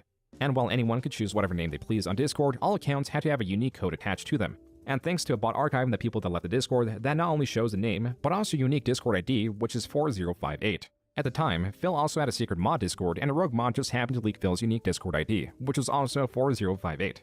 Though the numbers are clear, what Phil now relies on is trying to state that the evidence itself is illegitimate. Somehow, one way or another, some image is altered, and of course, they never used Discord for those purposes. The only time I ever used Discord was to chat with people back when I had a partnership with Twitch and stuff like that. I had a contact who I chatted to a Discord. But outside of that, I've never used it for anything else. I don't even know what Line app is. I guess it's just chat. I don't know. Maybe it does do those other things. I have no idea. At this point, one can reasonably deduce that They Call Me DSP is Phil, though Phil claims what should be definitive evidence is false, and relies on his minuscule credibility to sway his audience. And so the investigation continues to find something more definitive that Phil cannot excuse as false. This is where the bankruptcy documents come into play. His expenses are most pertinent. On page 32 of his bankruptcy petition, these personal expenses are itemized between him and his wife. His monthly expenses come around to $5,100. His mortgage and tax payment plan make up for nearly half of his personal expenses. There's nothing eyebrow-raising here. But then you look on Form 122A, the monthly business income and expenses. Here you find something entirely different. On page 4, it shows what Phil's income for the months of July, August, September, October, November, and December of 2019 were. He never made under $8,000, and in just these 6 months made a total of $55,000. But did he really? In this form, he listed his business expenses, which are separate from personal expenses. Expenses meant to only be related to his content creation job. These expenses are $9,000 for the month of July, $5,400 for August, $3,100 for September, $4,400 for October, $4,300 for November, and $4,900 for December. In July alone, he claims to have lost $867 from his streaming job somehow. And because these do not have to be itemized, as the only purpose of this form is to make sure you're not making enough money to reasonably pay off your debts, means Phil does not have to explain how a job, with virtually no overhead, where at most his expenses should be limited to purchasing games, is costing him thousands of dollars a month. What's more, on his bankruptcy petition on page 14 of 50, he claims to only have $1,500 in business assets. So as the courts would see it, these expenses would have to go into services. It is understood that Phil doesn't pay his mods. On the contrary, his mods pay him. He asks viewers to pay for his games. He doesn't use any services for his business that would charge those thousands of dollars. And so this leaves many to believe this is how Phil hides his WWE Champions transactions, labeling them as business expenses. Which, if Phil can play to the government's ignorance of his content creation job so long as they see it as profitable, then perhaps Phil can also do this on his taxes. And so, what does Phil have in response to these official documents? When I asked him, quote, "Do you believe it's incorrect/possible that you spent solely that much on your business for those months?" He responded with, "It's not just possible, it's true. That's what my attorney submitted, and that's what was reviewed and approved in the bankruptcy case. But specifics I can never talk about because, one, I didn't do those calculations. The attorney did, so I honestly have no idea what they actually include. Which and is number all two, bullshit. I wouldn't publicly talk about any expenses, personal or business-wise, regardless. It's literally nobody's business besides the bankruptcy court." Unquote. Phil refused to itemize his expenses, citing both his ignorance of them and the privacy around them. There are also clear discrepancies on the filings. On page 12 of 50 in the bankruptcy petition, the boxes check that he doesn't own any non-farm animals, but he owns his cat, Jasper. There is also speculation on the valuation of his Washington condo, as on page 1150, it states it is valued at $379,000 according to Zillow. These smaller items made people ever more speculative of Phil and the WWE account that vanished. They Call Me DSP disappeared from the game, but there was an account that had similar stats. They Call Me DSP, to the Gun Show 87, to now Down from the Rafters, which, by the way, you cannot use the name Down from the Rafters in WWE Champions because the name is too big to use. So that means it was changed by a bot. It was changed by Scrollbly. Down the Rappers was the last name change. As the account stated, this would be the last time they would try to change their name, as it was clear that they could not hide from the trolls that follow them, thinking that they are shouldn't have some anything. idiot video game He should streamer be that they hate. in a home where he Unquote. gets By monitored and 2020, taken Phil care was of. adamant that he had quit all Stop mobile him from games. doing everything. Not even just recently, but all the way back in 2018. In 2018, I quit all mobile games. I don't play them anymore. I got rid of them. I said I'd rather focus time on important stuff with my family and stuff. I don't waste time. They're all. I keep telling you guys this. Mobile games are money sinks. You'll put money into it, you put time into it, and money into it, and you don't get anything really out of it unless you're constantly keep playing and sinking more money into it. That's the truth of the matter. Quit all those mobile games because they were just pay to win. It got to the point where they're really fun to play at first, and then you realize you can't actually progress unless you drop money to get all the new cards. Far more captivating at the time was the ongoing bankruptcy proceedings. We have a next matter. It's Philip Burnell. This is Rochelle Sheffield for the debtor, and Philip Burnell is with me. He's in your office with you? Yes. Hey, Mr. Burnell, you there? I am present. Yeah. That audio was from a 341 meeting. In this meeting, the debtor, Phil Burnell, is accompanied by his trustee. A basic rundown of this meeting is to catch discrepancies within the bankruptcy filings. Creditors are expected to, but often don't attend. This call took place during COVID. Many facilities were closed, and the online space was looked upon as the temporary replacement, a place where Phil's trolls live. Which saved his ass. Yes. Sorry, there's 60 people on the line for this call, so I think that's the problem. A reason so many were invested in this call, some even live streaming it, was to see if Phil's inexplicable business expenses would be questioned. What is WWE Network? WWE Oh, Network. WWE Network. That is just an on-demand video service for watching, professional wrestling. That is not business related. Many, with the opening of that question, thought that was the moment Phil was caught. But it was just the service that was being asked about. You've provided me a copy of your PayPal account for 1 month. I would like to see the last 6 months of both of your PayPal statements. Oh no, it's gonna happen. This also turned out to be a false positive. But again, hopes were up when Phil was asked to explain his business expenses. What do you consider a business expense? Anything Here it related, is. to the business for my Microtransactions. tax attorney. So it could be, the cost of a video game, the cost of a subscription for a video game, a microtransaction within a video game, the cost of a piece of new equipment, maintenance on-set equipment every month. It could be the internet, cost of internet every month. It could be cost of utilities necessary for the business, cost of cell phone for the business. This was dismissed rather easily, likely through the ignorance of the attendees. But if anything, it Exactly. did All prove that due to Phil knew ignorance. how his business expenses were calculated, making people more curious about what they could be now that he couldn't dismiss the expenses as being ignorant of them. And then the meeting was turned to the quote-unquote creditors. Okay, I have no further questions. Are there creditors on the line? Hello? Yes, are you a creditor? There was only one person willing to confront Phil. It was a troll concealed as a creditor from Citibank who had one burning question. Reviewing your filing, it looks like you stated here that you have about $5,000 a month in business expenses. Can you itemize that for me? Hold on. Legit. Wait, I don't think these were- What followed was a few seconds of silence. Phil was likely in conversation with his trustee and came back with this. Nancy, I'm not sure this person is I'm sorry, excuse me? While the troll continued to masquerade as a representative of Citibank, through his persistence that Phil was attempting to distract from the question, there was issue with his question. With the meeting looking at the Schedule J form, the questions were pertaining to Phil's personal expenses.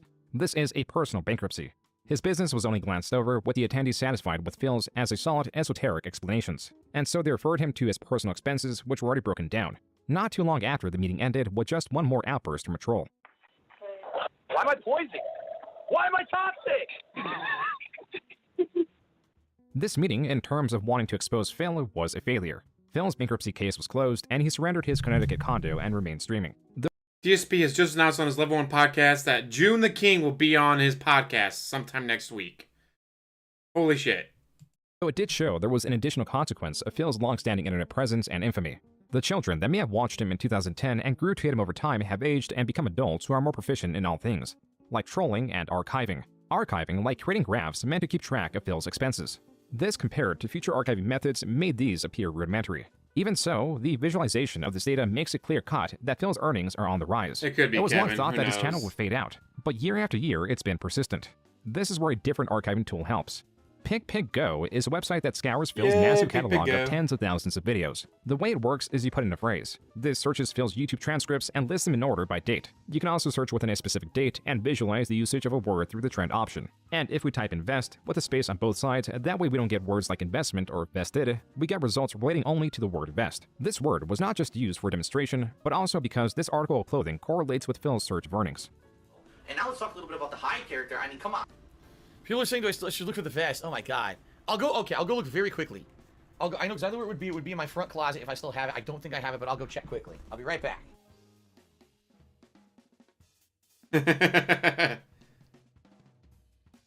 Yeah, you have enough room to hang guys. himself. I just couldn't find the I couldn't find the vest. I don't know where it was. It was right there in the closet. As I'm in the midst of applying for residency right now, wish me luck. Yeah, Grammarly yeah, has go, again go, been go, a go, lifesaver go, with go. my application.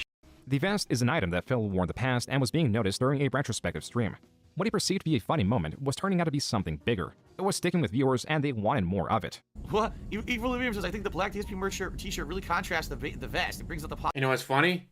He got rid of all the goals. The goal's not only $150 just to stick it to the trolls. No glasses, no hats, no vests. positive side of Phil. Phil be dabbing on detractors with this new fresh streaming look. Every day, I will do something different. One day I'll wear sunglasses. One day I'll wear a vest. Yeah, like it matters. It doesn't matter. Anyway, if we hit the tips goal, I'll wear the vest. If we raise $200, I'll wear the vest and the cowboy hat. If we raise $1,000 in the next hour on my Minecraft stream, I will hop on one foot and sing Kumbaya while I'm wearing the vest and the cowboy hat. How about that? See how stupid this shit is? The thing is, I'm not kidding you. They're like Twitch streamers that this is what happens and this is what they do. And they make the money too. Like, it's insane. Like, wow. They just pull stunts constantly on a stream, and people will toss money their way for pulling a crazy stunt. As combative as Phil was with wearing the vest for chest, the continued request to wear it and the potential of earnings was too great, and he began to cave in. Yes, I will tell you guys, I will put on the vest if we hit the tips goal for tonight. There you go. It seems to be a new running thing that people want me to put on the vest, so. Even though he caved in this one time, he wanted to be straightforward that this wouldn't be a common occurrence. We're not incentivizing those things all the time. It was something silly the other night. Someone joked and said when I put on the vest for a certain tip, and I said, if we hit the tips goal tonight, I'll put on the vest. And then we hit the tips goal. So I put on the vest, just to be silly. But it's not going to be something that happens every day. If only Phil knew how wrong he was. Thank you very much. You have just pushed us over. That gets us to $106 in tips. We have reached vest streak number 13. We're on an unprecedented 16 vest streak. We're on a 20 vest streak. Now we're up to 63. We're currently at vest streak 96. Yes, we continue with 126 vest streak. We are very closely approaching the 150 Which again, vest $12,000. streak. We're at 138 right now, guys. That means we've hit the tips goal. 138 Because that vest 150 streak. would be Holy shit, thank you guys. 15,000. What Phil's audience concocted was his easiest way to make money yet. If the stream hits $100, he will put the vest on. So long as the $100 were hit, the vest streak, as it was called, was maintained. This made certain that Phil was making at least $100 during the streak. Phil also added additional articles of clothing that could be worn for increased donations. As to double down on the success, Phil even began selling merchandise celebrating the best. Guys, FYI, I'm only streaming for 10 minutes, unless this continues longer than 10 minutes, which it might, but I'm only streaming for about another 10 minutes, so no lie, unless we hit the tips goal within about 10 minutes, $17,900 minimum right there. Albert Aponte to $29.30. So, ladies and gentlemen, thanks to Alfred tonight, we have reached the tip's goal. The vast Which would make streak it almost ended in the month of 18,000 July. minimum. Phil expressed his concern of it both in and outside of stream. I can't go late. I wasn't kidding. Like, I'm done. The game is over, and it looks like the vet streak's over. That is So I don't know why people were like, people were holding $27,000 tips or minimum. whatever tonight. On September 8th, Phil had made just $13. While viewers had pulled through a few times to rescue the best streak, the difference in donations was too great and unrealistic for anyone to save it this time. But yeah, like, I was hoping to keep the vet streak going so that I could actually afford both new consoles and everything, and now it's over. So... While Phil prolonged his stream a few more minutes, no donators swooped in with a large sum to save the best streak, and it died on day 276. Phil knew that it had to die eventually, yet was greatly displeased in the moment that it happened. The next stream, Phil was quick to try to find a different trend. Now, my wife had a crazy suggestion. All right? I know My people are wife, immediately going to bullshit. jump on this, but... Because it's fucking stupid and embarrassing. But, my wife said, if you hit a tier 2 tips goal, here's what you should do. You guys ready for this? This is her 100%. This was her suggestion. All right, you ready? Spinning in his chair as a reward did not catch on. Phil just kept the articles of clothing as standard reward for the tips goal. Yet, with the streak gone, so was all the hype, and Phil's earnings dipped once more. Taking this Womp opportunity, womp. detractors paid a mix of internet figures and wrestlers to And his make mom, cameos. wife. All right, Darkside Phil. It's Kevin Nash. I mean, I've fucking read some disturbing things in my life, but Jesus Christ. I mean, you spent $40,000 on a WWE Championship mobile game. You went into bankruptcy for half a mil. You play video games all day long while your wife works her ass off. You masturbated on YouTube, live stream. They wanted to prosecute you, but they said your penis was so small they couldn't actually make it out. So they couldn't tell whether you were masturbating or playing with a fucking skin tag. When I got your dossier from the fucking almighty fucking Egg Gang, I said to myself, this is a sick puppy. This is somebody who needs some fucking serious fucking help. Dark Side Phil, what the fuck is your problem, dude? How the fuck do you have such a great business degree, dude, and you're a fucking $500,000 in debt? cameo what arc a was hilarious. Fucking idiot. Valedictorian of what? Fucking Muppet fucking theater, you moron. Darkside Phil doesn't understand the depths to which he has sunk. So first and foremost, spending 40 grand on WWE Champions mobile game? At least gamble it away. But on the mobile game, embarrassing. And the fact that because you sit around the house and you allow your wife to work while you're playing video games and you're going 500 grand, 500 large in debt, embarrassing. It is important to remember that both his detractors and fans would be willing to spend money on either side. His fans, in particular, could be considered the most generous on Twitch. Like I would say about like $800. That was ex-viewer PW Dubs estimating how much he donated to Phil. But why would he donate so much? I never like get tipped to help him out. The reason I tipped really was just to try to get a reaction out of him. With PW Dubs continually attempting to get a rise out of Phil, bans were common. But because he was donating, so were unbans. Over time, I would say things that sometimes get me banned, but eventually I just send an email and I'll get unbanned. Like with most donators with the intent to troll Phil, Phil does eventually become exhausted with their excuses. This back and forth through email got to the point that PW Dubs was arguing that he lived in Texas. Phil kept refuting that he did. So unprompted, PW Dubs does this. I was trying to do like a gotcha moment, like when I sent him the email saying I do live in Texas, like there's proof that I live in Texas. PW Dubs sent Phil an image of his driver's license, where he self-centered certain sections himself with scribbles of black lines through MS Paint. Censored was his face, the expiry date, street address, and license ID. What Phil then did was post this email to a secret moderator Discord that included about 11 other members, remarking, quote, "I mean Jesus. Why are we even at this point? I don't want to card my fucking stream chatters." Unquote. The few moderators that responded shared in this confusing sentiment. But Phil posting this license, even though it was somewhat censored through PW Dubs, meant that he had doxed him. Phil had revealed his private information, though it was only to a small, And yet nothing unimpressive happened group. about it. With this And yet information, nothing a fucking rat, happened. well, more so a mouse, took note of Phil's transgression. This rogue mod, known as Anonymous or Anony for short, was in talks with QB4 members to verify themselves and leak both the secret Discord chat logs and prove Phil had doxed PW Dubs. But Phil was catching on. Now in 2021, this came to a head mid-March. Come on. Like the Anonymous, they had the power in like Twitch chats to like change the title of his stream. So they like changed the title of when Phil was streaming, he changed the title to Darkside Phil leaks. I mean Darkside Phil docs PW Dubs. He made that the title. Following this, and Anonymous's departure, Phil had to defend his doxing of PW Dubs and his secret Discord. So his question specifically is, why didn't you ever mention that you had a Discord? We asked you before if you used Discord and you said no. Because it has nothing to do with anyone watching the stream. The doxing, the Discord, and his treatment of Anonymous made its way to Reddit, where it was fast to gain traction. Anonymous, in his post, made sure to censor everything the driver's license had on it except the word driver's license. Phil admitted that he shared the license in a small moderator Discord, but used the small size of Discord and the fact that PW censored some of it himself in his defense. Then came the argument that Phil did not share the censored version, confusing Anonymous as full censor against PW's partial censor. Even so, it was all a bad look for Phil. And not just Phil, but also Anonymous. In a place like Kiwi Farms, posts range from general observations, to memes, to full vitriol, all of which is typically welcome. To step foot in this space is to realize that everyone is a potential target. All elements of you can be criticized and brought forward for the sake of entertainment. Anonymous was no exception. Nigel UKIP was set on giving Anonymous a proper welcome by making fun of his appearance and his launch of a streaming career. This comes with the perspective some detractors across several communities hold that earning revenue online while existing proximity to detractors is a sin, as some view Phil and other streamers like Wings of Redemption as chronic e-beggars who are constantly unappreciative of fan support and money, though most won't care and are just there for the entertainment. And when Baby Anonymous's alternative fur baby fetish Twitter was noticed, Anonymous, no. The contents of this Twitter are highly disturbing and for that reason cannot and should not be shown. No, do not show any of it. Diaper photos. That was a crazy situation. They had like, it's like so much stuff in this vortex. It's crazy. It's like so many. With Anonymous's image irrevocably defiled through his own means, he dropped off from the community entirely.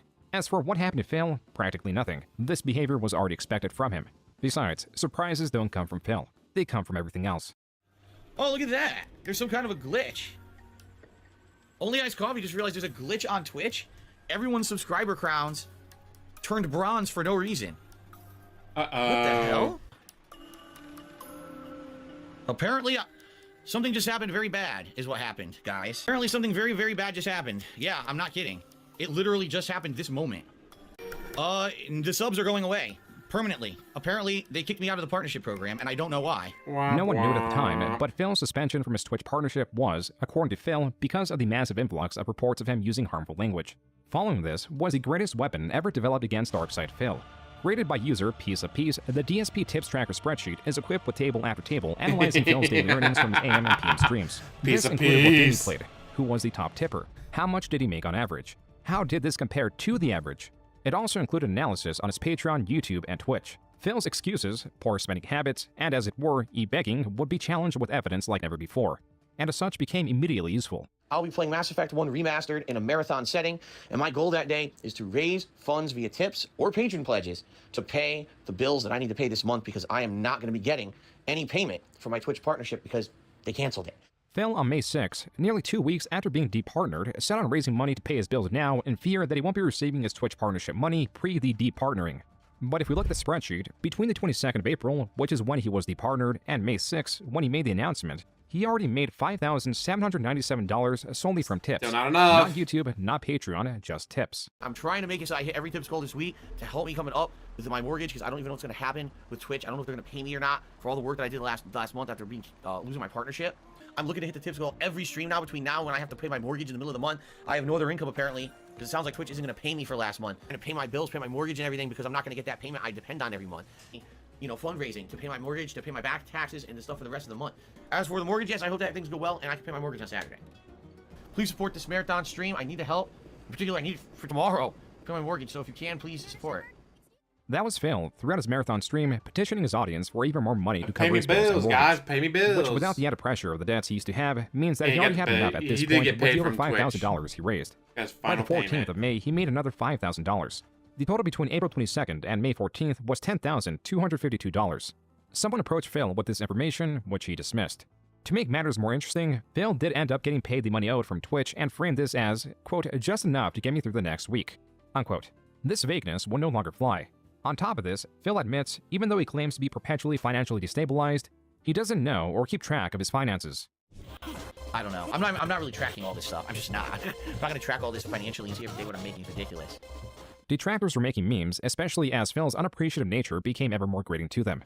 Tips were really slow after pre-stream. No, tips were good until the break. Since I came back from break, there's been 0 contributions. 0. Wow, Yeah, because I guess wow. people don't allow a streamer to take a break, you know, because I have to, you know, shit and piss and maybe get out of this chair for 20 minutes so that I don't get blood clots, but not acceptable apparently in modern day. You take a break, fuck it. Reactions in chat differ from Phil's whining. Some feel guilty for not hitting the tips goal of $150, while others remark that $136 is already a sizable amount. What stayed true was Phil was growing ever more frustrated during this time.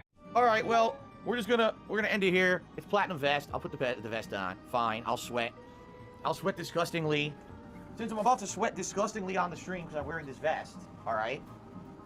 It would be nice. It would be nice if we could hit the tips goal today. I'm just saying. We got about 45 minutes left on today's stream. It would be very nice since I'm about to sweat profusely for 45 minutes if we could hit the tips goal. I sweat profusely by wearing a vest. He's gonna die. Defense Force to me $1.30 says, don't you think you're being oblique? $150 for suffering a few hours sounds fine to me. That's because you're stupid. Seriously, that's because you're stupid. If you don't understand that sitting in this office and sweating profusely, being incredibly unhealthy and uncomfortable to make a few bucks is a bad thing, you're an asshole. And I mean that. Like, I mean, how dumb can you be? I might as well just fucking, do completely crazy shit on the stream constantly, putting myself in harm's way. What, are you dumb? Yes. If you don't understand the difference between, oh, let's purchase a hat. That's a hat meant to be worn normally by a human. It doesn't overheat you. It doesn't hurt your body. It's meant to be designed so it doesn't hurt your neck or whatever. A nice hat, right? Versus a fucking costume you're only supposed to wear, for a few minutes momentarily for a party or something. You don't get the difference? You're an idiot. As if to ease from the serious drama starting 2021, attention was again shifted to moments Phil made a fool of himself. And of course, moments like these on stream. Now, there was a gun. Where did it go? What the fuck? He had a gun. I wanted to get it. It disappeared. Yeah, I didn't get it. For some reason, I don't know how to get a gun off of a guy. But he had a big-ass gun I wanted. And I didn't get it. Looks directly at it, doesn't fucking see it. It is important to remember that it was not just detractors, fans, or uninteractive viewers from both sides that were paying attention to Phil. Because we've shown you that these new items and abilities give you lots of different gameplay in the different levels, the flow is motivating. And most importantly, we can actually use that motivation to prioritize exploration. Here's a quick example. I want you to watch what the player does here as he boats Dark around. Side Phil. Taste of vanilla magic led him to new forms of experimentation. We're back. New levels of depravity. The top 3 comments on this video read, quote, "The unstoppable force of nature that is DSP single-handedly making the gaming industry worse by simply playing games. You live in a timeline where DSP has game companies making games catering to him. What a horrible time to live in where DSP is the standard audience games are aimed at." Unquote. During this entire time, his finances were still being tracked. However, for one person, this was not enough, and they decided to take matters into their own hands. So, what's the verdict? Wow, gorgeous. It's never good enough for these crazy conspiracy theorist nut jobs who want to hurt me, and now they've taken it too far. It's one thing just literally saying, okay, here's conspiracies about Phil. It's another thing committing federal crimes against me. Yes, so someone just randomly posted that they went ahead and accessed his bank leaks on using Bank of America, using their telephone, and reverse engineering his social security number. 1651. Go ahead and figure out how to access. And Bank of America has an option where you can go ahead and repeat the last 10 transactions. baby. He did that about 500 times. This is to the point of now major repercussions. And I hope people understand that. Anyone who's talking about this, not knowing fully what they're saying is true or not, guess what? You're part of the problem and you're part of the issue, and you are going to be held accountable too. It's just that simple. You're part of it now. You're actually passing around stuff that should not be passed around, and you're going to be in trouble just as well. So This event would be known as the bank leaks. Charted, graphed, and described to the best of the user's abilities, the information from the bank leaks was added to the tips tracker as a separate page. Phil's supposed transactions from March 3rd, 2020 to September 17th, 2021, the day the user supposedly accessed Phil's account, are now archived for everyone to see. over the last week, it has come to my attention and my knowledge finally that I have been subject to the crime of identity theft. A federal Really crime, good by the looking way. 3D. I got a notification via email about someone messing It's around like in one of paper my or accounts, something? which then led me to research it and find out that, this was happening. At this same time, Phil gets a notification that someone has stolen his identity right at the same time the bank leaks come out and possibly trigger a failsafe. But due to Phil's own web lies, Phil is walking a very, very thin tightrope. The reason becomes clear why Phil cannot right out admit that someone accessed his bank account. On several occasions, there are transactions that are only labeled as PayPal. Some only labeled Apple iTunes. They happen with such frequency, back to back to back, that it immediately becomes suspicious. And more importantly, they are all the exact same amounts. Several transactions of $11, $16.51, and $110.09. If you deduct the Washington sales tax from these, you get a more rounded number. The $110.09 becomes $99.99, and the $11 becomes $9.99. This can be easily correlated with the packages available on WWE Champions. These in the pie charts are labeled as microtransactions and make up around 1/4 in his spendings. In these 18 months, Phil spent around $44,000 on microtransactions. These are not the only purchases, which shows his dysfunctional nature. In September 2020 alone, the month the vet streak ended, he spent $258 on alcohol. These are all reasons why Phil cannot state his bank account was accessed, because it would simultaneously prove that he is an alcoholic with a gambling addiction, and that his many emergency streams were only for the sake of raising money for microtransactions. Another layer of this is that Phil, if the bank leaks were fake, could easily disprove them. But the correlation between the bank leaks and his purchases are so tight, it seems he is unable to do so. So what he has done was just ignore it altogether. There is no way out of this one without a strong explanation, which Phil cannot muster. This was not even the wildest thing that came out in proximity of Phil this year. But you know, there is one streamer that, forgot to turn off the camera. Yeah. Do you know, have you seen that one? Well, I know of one. I dare not say the name. No, he doesn't deserve attention. He's a piece of shit. It was not PewDiePie referencing Phil, it was this post on Kiwi Farms. Quote, "Let me preface with this. I know I'm a degenerate, but curiosity got the better of me, and I ended up seeing Officer Sanders IRL. I can't unfuck her sister. The autism was Yes. just that bad. I got a room which I told her she could stay the night in, so she brought her hobo pack. She had a panic attack shortly after, so we had to talk for an hour to bring her down. Out of nowhere, she started talking about her sister and brought up one Phil Brunel. She had a container of Kool-Aid mix, so she added some to a bottle of water and was drinking from it. But for some reason, she thought it would be a good idea to add it to her bath and ended up trashing the bathtub. She splashed it on herself, so it stained her skin. She did it to create content for OnlyFans, which should be up. Jesus. She then smoked some dink, we did stuff, and that was that. I need to reevaluate my life choices. Her sister. Unquote. If it weren't for the pictures, this would be seldom believable. But as evidence was brought forth, it was clear that a troll had slept with Phil's sister-in-law. This really only scratches the surface of the rabbit hole pertaining to Phil's extended family. As for Phil himself, by 2022, he had survived many generations of YouTube and was being exposed to the newest generation of users and creators. A type of these creators fall under the category of virtual YouTubers, or VTubers for short. They are notable for their cutesy anime avatars. The juxtaposition between their and Phil's persona makes for an interesting watch. I'm here. We're gonna name Phil. Yay, let's name him. The Phil? Christian begins. You're gonna look up at you like, huh? Heck yeah. You are now Phil, and you fill one. Phil fills one purpose. It sure does. It sure does. I have some gold nuggets, but they're not like ingots or anything, so we can't really actually use them. This chance happening of VTuber Gura naming a random NPC Phil is phenomenal for many reasons. To start, the NPC she named is a piglin. Phil's derisive nickname is Pig Roach. Both of them are known to snort. Gura also has a piglin trapped in a cage, which is a rather insulting position to be in. The in-game purpose of trapping this NPC is to utilize a mechanic that allows players to exchange gold ingots for random items from the piglin. The piglin will also attack you if you are not wearing a gold item. This greed and desire for gold from the NPC is just another reason this chance occurrence is remarkable. I'm gonna get gold out of you, Phil. I'm gonna get all types of goodies out of you, Phil. It is also standard that VTubers, like any other content creator, mock Phil. I think the good old DSP, the guy who can't complete a game. You know, it's honestly a wonder that DSP is still around to this day. He's like a relic. He belongs in a museum. Ring. Great game. He's made his career entirely off being bad and horrible.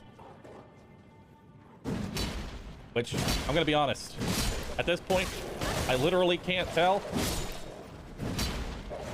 if it's an act and he's just really committed. I can't tell.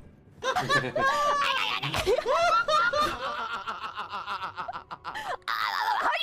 that? But that's the problem with DSP, is he blames everybody else for his problems instead of just recognizing the problem and then seeking a resolution for it. All right. The most viral category was by far a comparison video titled Cute Anime Girl versus Disgruntled Old Man. What are these, a bunch of little balls? That's a lot of balls. What are we doing with these balls? Gonna scoop them? Can we grab them? Yes, we can. Are we making like a... There's... Huh? like a excavator? Are we just putting all the balls in here or something? Once again, I'm just supposed to magically know what we're doing, even though the game has absolutely no explanation for anything. I see. While the VTuber properly solves a puzzle with the items laid out, Phil bumbles through and solves it in the wrong and most difficult way, effectively introducing himself to a new audience.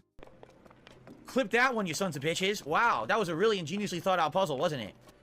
This, without doubt, funneled more people into the rabbit hole that is DSP. That's out of and there will context, be many more to guys. come, because Phil Out of announced that he context. abandoned the 10-year plan of trying to get a regular job to one where he's trying to diversify himself online. But what the 10-year plan has essentially evolved into is within 10 years, diversify myself enough on the internet that now I'm not just the gamer guy anymore, right? Now I'm known for other things, right? You watch my podcast, you can come to a React event, you can see Phil do other shit and not even care about the gameplay, and that's all well and good. There was a major refocusing on Phil's image via a greater focus on his request of donations. Reddit post after popular Reddit post, discussion of Phil's ungratefulness and constant requests for donations were on an uptick. In October, it was found that in 8 hours, within 6 tweets, Phil was constantly petitioning for more money. Even moments where he got some goodwill were instantly tossed aside. Like this React stream where Phil finally reacts to the 2015 John Rambo podcast. A criticism within this podcast is how Phil monetizes everything. And since this React was a goal and Phil wanted to avoid proving John Rambo right, he states this. And I have actively decided that today, since I will be doing this React event, that I am not monetizing it at all. There will be no advertisements on the stream. There are no advertisements on these on-demand videos on YouTube at all. This multi-hour long stream was not monetized. But the next day, Phil pops on and says this. The only times that I monetized anything that entire day when I did a 12-hour marathon was the pre-stream and a Feasting with the King video. Sadly, that didn't really do much. So effectively, that was kind of a dead day for me when it comes to business, which is fine. I was expecting that. But today, what I was hoping is that there would be a rallying on my streams of people to come and support, and it didn't happen. In fact, today and your plan was a lot of his mom to get her to give him more money. This is where Phil was at. Similarly, there was a very important keyword, slowest. This is very important because typing it into Pig Go shows that the word is primarily used in one way. Every time I play it, it ends up being the slowest stream of the week when it comes to support, and it's always my slowest night, you know? The conclusion at Earthbound, it was one of the slowest streams I've ever done, which really sucks. This is one of the slowest days I've had in months. The Call of Duty stream today was one of the slowest streams I've done in ages. I don't know what happened there. Support of the stream was always hit or miss. Sometimes it'd be one of the slowest streams I ever did in a week. This was never really a secret. It was just being discussed more because Phil didn't care to mask it, and the tips tracker would not allow him to form a more complex excuse for why he needed more money. The discussion of Phil eventually found its way to Critical Stream, which came secondary to the discussion of a different creator. Obviously, I want to finish it, you know, but I toughed it out for you guys tonight, and I got nothing out of it. He then goes on to say, like, he doesn't even know if he'll be able to afford Gotham Knights on Friday because no one has donated enough, and he's not sure if they'll donate enough tomorrow. If Phil's objective was to reimagine himself, he was doing a rather poor job of it. And in the middle of all this, he made a terrible mistake. Well, hello everyone, and welcome to the Daily Wrap. WWE Champions! On Phil's desk was his phone. On his phone was a rather familiar-looking layout. As was quickly pieced together, Phil was logged into WWE Champions. The game he states he did not play since 2018 because they were a waste of time and money. Time after time, Phil lied about not playing WWE Champions, but was finally caught in this lie. This did have a silver lining. His screen was too far off to make out a name, and so while it's irrefutably confirmed that Phil was actively playing it, Phil was now stating that he was playing it under a different account and that he wasn't the infamous Down from the Rafters. This had reached a state that existing evidence hardly did anything. Most were already convinced that Phil had a mobile gaming addiction, and those unwilling to engage with the evidence were already unreachable in their misplaced trust of Phil, who lives in contradiction. Get NFL Sunday Ticket and YouTube TV to watch up to 4 games live at once. I guess for some people, honesty is not the best policy. To some people, lie, I guess. I don't know. You just have to be a moron. Wow, it is normal. I'm sorry. I mean, how dumb can you be to not understand that being honest about something, right, is the right thing to do? Oh my God, something happened with Jasper. I could completely lie to you guys to try to get sympathy and make money. I'm not gonna fucking do that. I'm gonna be honest and upfront with you. I'm not gonna ever lie to you and tell you things that aren't true. Bullshit. I'm not that kind of person. Lee, how's it going? It's not good enough, I guess. Whatever. Fuck those people. Phil lies so much, it is hard to know what is fake or fact. His bankruptcy files remain king due to them being legal forms. Then you have lesser evidence like the Discord screenshots or even the bank leaks that could theoretically be faked, but the coordination and dedication would make these chances minuscule. Yet Phil gravitates more towards wild theories himself as a way to represent them and paint the tracker community poorly as a way to also dismiss the valid criticism. And this somewhat works with his fans who have been doxxed, are people with disabilities, are socially inept, or are just lonely. Yeah. I think he has autism. And this is coming from someone who has it. Because I've got a low level of autism. Asperger's, which formerly called as. And I think I told Yeti because I've been following him for so long. I don't want to say he felt like a friend, but I felt like some kind of weird, like this is what I know. I don't really know, but this is what I've known. The only person I really followed on YouTube for so long, and I felt some kind of attachment, like a buddy in a sense, and I thought, oh, my buddy's in trouble. I should help him out, you know? These people exist within every creator's community, but with Phil, that's virtually his entire fanbase. Phil once did have a diverse viewer base, but as his infamy grew and his content stagnated, the only thing he offered is consistency. That really means nothing when levied against other content creators, but consistency to someone who is different is what keeps Phil online. To these people, Phil is very interactive. He is a friend, or in just the perspective of his content, he is reliable and he is consistent. They have ingrained a habit of watching Phil's content into their daily lives for the past 15 years. The harassment and constant doxing by trolls does scare some of them away, but other times it may strengthen their attachment to Phil. And attachment is a very strong thing, because when Phil says he is in need, they're willing to help out. Have you ever donated any money to Phil? Yeah, I mean, I say over the past 5 years, it's probably about $400. I followed a lot of content creators, but the thing is, I don't support them with money. Now that I'm thinking about it, I've never once supported any of them with not even a subscription. I think Phil's the only one I've ever subscribed to. I never thought this out loud or even thought about it, so just now I've never donated to any of them. These interviews are not entirely representative of Phil's fanbase, as there were only a handful willing to reach out. Others were in fear of exposing themselves. There are, however, endless examples of Phil turning fans into ex-fans. In the best case scenario, you get people like gamer Jay Lee, who was Many of only a his fan and mod of Phil detractors for were a former period in the fans. early 2010s. Like Tevin. These people may comment or joke about Phil, but rarely take it beyond that. Because I didn't want to basically cause drama, I silently just removed myself as a mod and left. And every once in a while, I'll take jabs at him whenever he does something wrong. Now, am I going to do the fucked up stuff that some detractor channels do? No. Clonius, how's it Despite going? gamer Jay Lee being fairly unengaged, Phil will try to make gamer Jay Lee seem incredible. About me on social media all the time, riffing on me, making fun of me, insulting me and my family, and he's regular in detractor circles and all that. And I'm like, so what happened? Does my channel look like a detractor channel to you? I'm talking about Gears of War and Halo. Optimally, this is as far as it would go. But when you factor in this happens to his most dedicated fans, that experience is sliding directly from Phil, those intense people, like his fans, have disabilities, are socially inept, or are just lonely, will take their obsession and twist them against Phil. Even when you denounce that and call him out on his bullshit, there's still a chance you'll get caught up in the crossfire. Because, you know, there's a lot of, you know, people like Mighty D and, stuff that are great, detractor content creators that make great stuff like Snort Brunel and so on and so forth. But then there's the mentally deranged ones. And I gotta say Shout out Mighty they D are and Snort mentally Brunel. fucking disturbed. The way they will take this and twist it to try and basically do life ruination, even for people that denounce Phil. It's disturbing. This is how you get people that swat him, dox his fans, DDoS his internet, mess with his internet as an alleged employee of Comcast, sleep with his sister-in-law, contact Phil's father to expose Phil, and totes doxing Phil's neighbors and anyone around him as an achievement. What's more, if Phil is several thousand miles away from his family, has long lost connection with friends, and that single only personal refuge is his wife, means his personality curtails around these people. And being in the middle of the vortex, as it is called, means that his words carry much weight from appreciation towards his fans or hate towards his enemies. This has been Phil's life for the past decade and has made him a dull knife. That's why the Side-Scroller's interview was catastrophic for Phil. Keeping in mind that Phil will only allow himself to be interviewed by those that are not knowledgeable of his expansive history, he accepted an interview by Stuttering Craig, a co-founder of Scrotac that has gravitated towards podcast-style shows and gaming coverage. Stuttering Craig was not very familiar with Phil, and as with anyone covering Phil, he was bombarded by messages of people trying to inform him of what kind of person Phil is.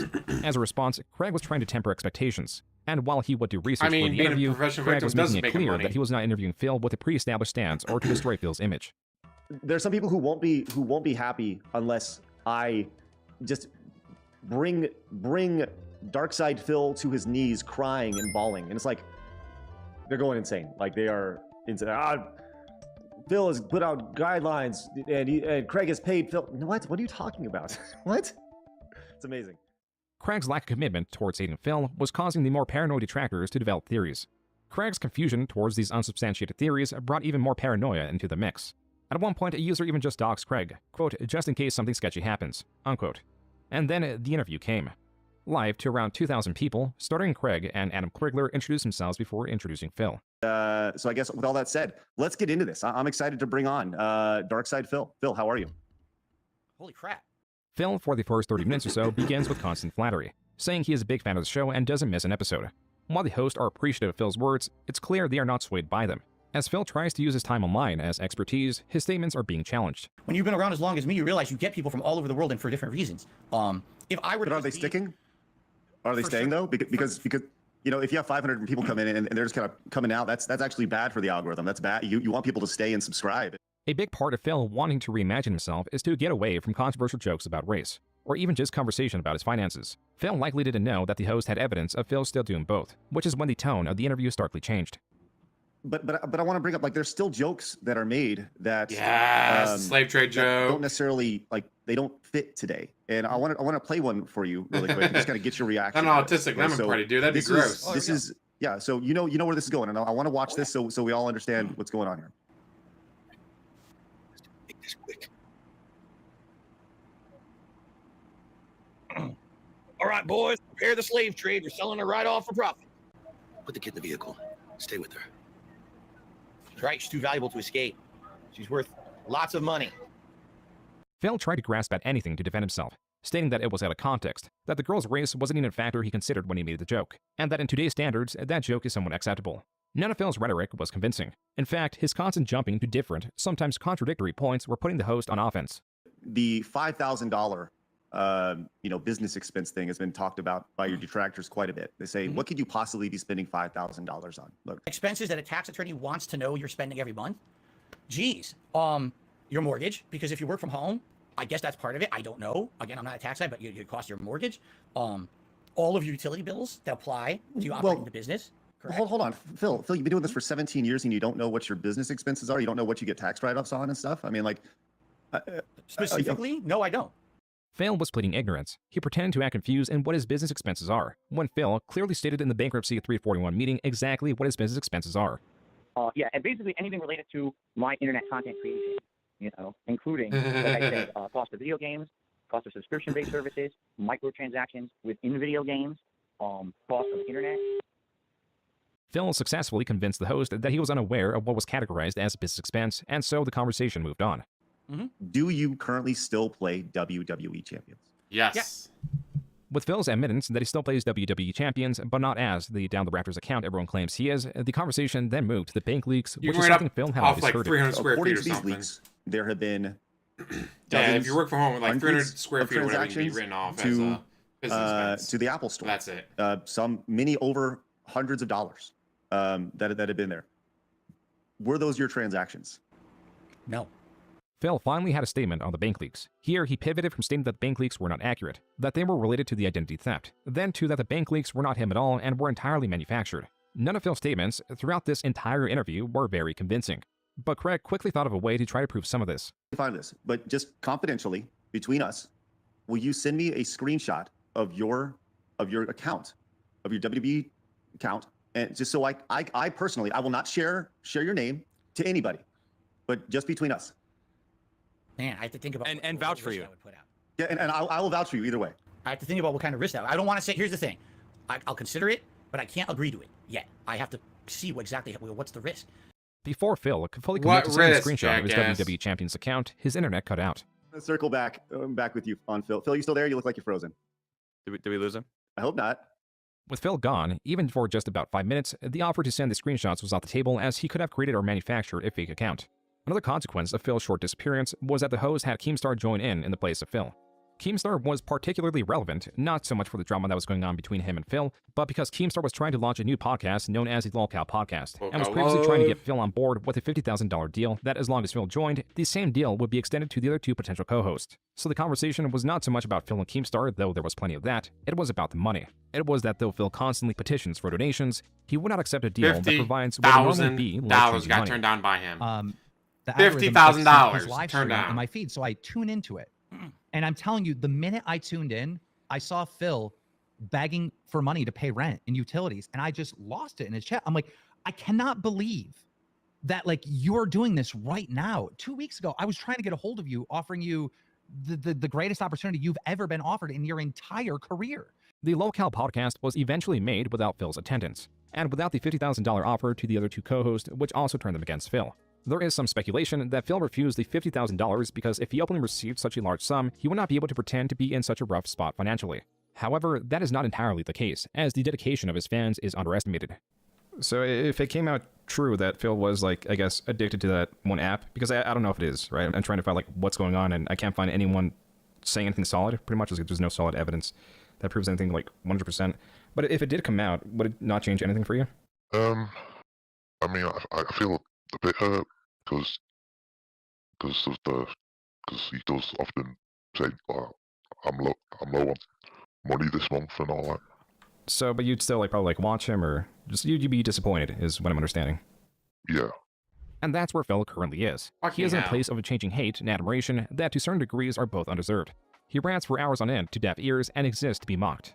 He has what would be anyone else's dream job, but in his case, it's a nightmare. His donations are only decreasing as fans are rarely gained, and enemies are constantly swelling in ranks. Phil is touted for his survivability online when compared to other creators. But the truth is, he has made so many enemies of content creators, his channel was bound to statistically outlive some of them. He has made possibly over $1 million, yet has nothing to show for it, and is More now than $1 uploading million. multi-hour-long videos daily for pennies. He has practically nothing to show for anything. There is only hate, Way more than contempt, $1 and million. displeasure. And being that the only people that interact with him daily, sans his wife, are those utterly obsessed with his life, Phil will continue to curtail his personality around these people who do not represent a healthy reality, as he continues to hold on to what shred of his online career he can grasp.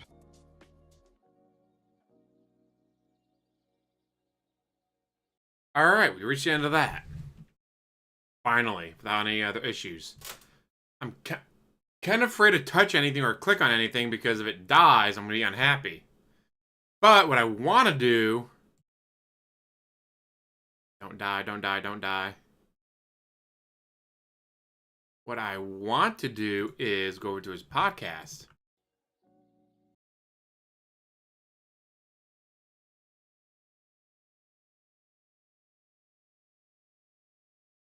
See if I can get it just right.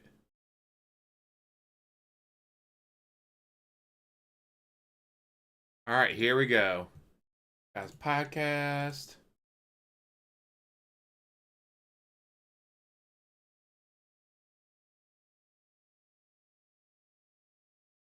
You ready? Here we go.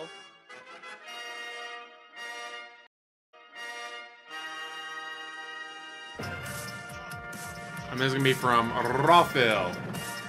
That's fuck giving DSP the view. Good morning, everyone, and welcome to the show. What a day. I say it was a C plus B minus at best. Day. My Joon the King doc. The thing with Joon the King is he doesn't put any personality into it. He just keeps it so cut and dry that it's like, dude, the Sierra is more wet than this. My last girlfriend was more wet than this. Womp womp. Yeah, it's pretty much down the rabbit hole, just a little bit longer than down the rabbit hole because it covers more years in it, but I do like that. It's like, guys, I was the #1 on the stream and everyone loved me, and then, oh hey, here's no people saying no, he's a piece of shit, no one likes him. But here we go with the actual podcast from today. Let's see how this one goes. Documentary. I have to turn these on. My Joon the King documentary has dropped and has gotten so much attention. The premiere crashed YouTube. It crashed YouTube. Yes. He's not wrong. Wait till you hear what's going on right now with the documentary. We're going to talk about that. Plus, we got a little bit of game news today, some updates. I have some positive announcements, and we'll probably have some time for just some open discussion, which we really haven't had recently because of so much going on. Oh yeah, Black with Wukong later today, as well as me reacting to my documentary later tonight. It is a crazy day coming up. I hope that you guys are very excited for today's episode of the Level 1 Podcast. So I also liked all of the old video of him from his Street Fighter days. Like, when you see him and he's out and about in public with regular people, like, you just don't see that nowadays.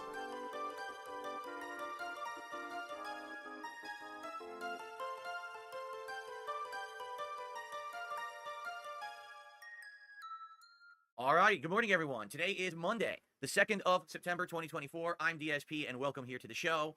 What a show today, because yes, indeed, the documentary is live. The documentary is live. I hope you guys maybe had a chance to check it out this morning, although admittedly, there's no way you could have watched the whole thing. The documentary is 3 hours and 46 minutes long or something like that. And it released at 9 a.m. today. It's now 11:15 a.m. So the most you could have gotten was 2 hours into it. In fact, the live premiere was rolling. And my idea was that we were going to tune in for a few minutes of it, and I was going to give you a preview of like what you can expect in my live react over the course of this week. But the premiere crashed YouTube. What do I mean? The page froze for over 3 minutes, and the video refused to play. No matter what anyone did, it actually completely was crapping out. I'm being told, I wasn't there, but I'm being told that around 28,000 He's an alien. I want you to think about that. A stream with 28,000 live viewers. Crash the internet. Holy shit. That's insane, right? For the record, because people, of course, are going to say, well, what are you talking about? What about Rich's documentary that premiered last month? That topped off around 8,000 live viewers. So I've more than tripled the interest in Rich because Rich is very boring and no one really cares about him, despite the fact he's a million sub YouTuber. Everyone wants to hear about DSP, right? So, yeah, obviously, this is going to be wild. And what we're going to go over there today and look at it a little bit. We're going to take a quick glance at it, maybe skip around it a little bit and see what's up with it, because I'll be reacting to it tonight. I have some positive announcements to make here on the stream about some upcoming content that I think you guys are really going to like and enjoy. Very briefly, I would like to look over the channel analytics of the DSP Reacts channel, because I realized yesterday as we were going through the analytics of this channel that that's only representative of my gaming content. That's not representative of the fact that with that huge, Review Tech React that I did with the Kino Casino guys, Holla for the sub. Blew up the React channel. And there is potential, this month, this week, with me reacting to my own documentary by Joon the King and maybe some future projects, that the React channel could actually start getting real regular traction in my content. Up to now, the React channel has just been kind of a side project I do once a week, but I'm interested. I want to show you how positive things have been. Okay. So there's not too much to talk about today. Don't get me wrong. Like, this is not like a super loaded podcast where I'm so crazy amount of content that we're going to be talking nonstop till like 1 p.m. But instead, we'll probably have opportunity to open up the show for discussion where we can talk with each other and stuff like that. I think that would make a lot of sense, because I haven't done that in a long time, actually. All right. But I would just like to first bring all of your attention down to the leaderboard below. We did it.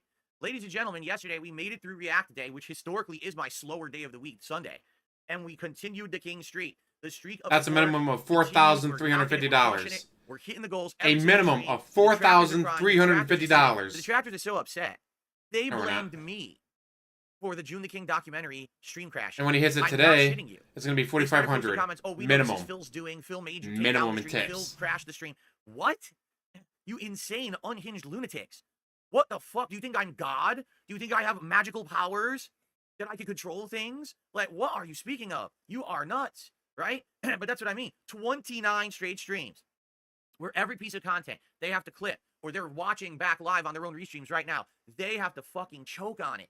That I am so successful right now. They can't take it. And let me tell you guys something. $4,300, guys, but he's still going to bag. Everything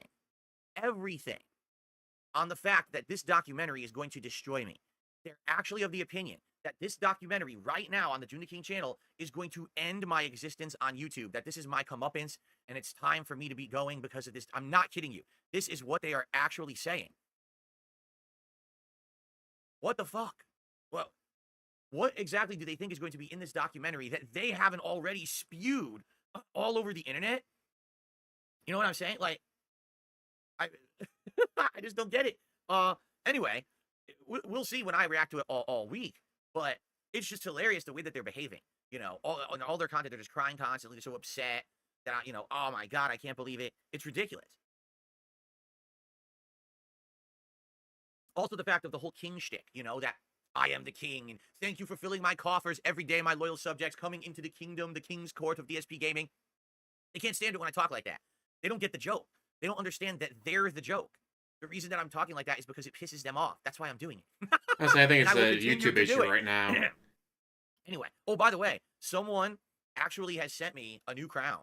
I have no idea what it looks like, but someone ordered me a new crown, and they said that it would show up within the next week, but I'm not sure exactly when. Because it basically was like regular shipping. It's not like Amazon with express shipping. It's like regular shipping. So we don't know, because today is Labor Day in the United States. For those who don't know, happy Labor Day. It's a national holiday. So a day you're going to be celebrating for the past 15 years because you don't have any labor. It's a day of delay. When it was Derek doing it too hard. We'll see what it is when it shows up. I'll let you guys know.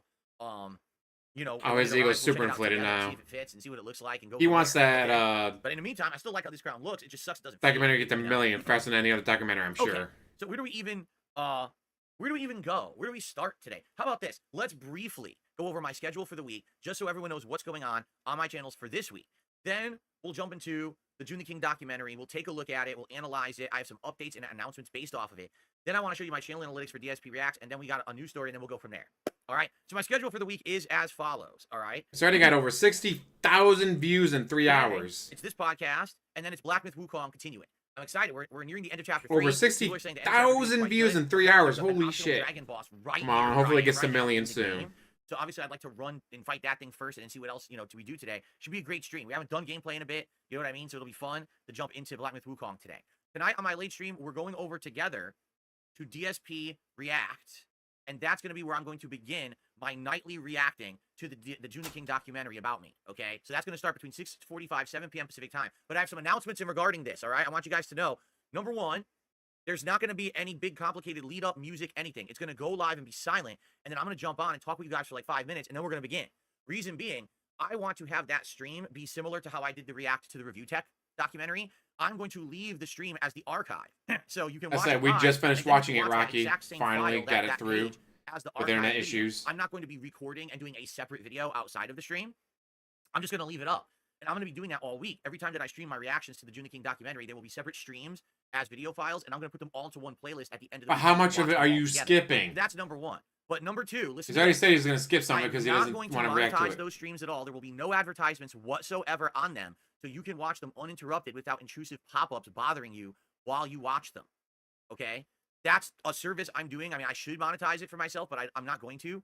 I'd much rather have you watch the content and enjoy my reactions to the documentary without While having giving him ads $150 in and tips. bothering you. I did the same thing for the Review Tech doc. I'm doing the same thing with this one. All right? Now, what I would hope is that since I'm doing that, please support the streams this week. Please come to the night streams on DSP Reacts and support them, because that's the income I'm going to make. I will make no ad revenue whatsoever on the streams, but obviously I would like to make some money working every night reacting to this documentary.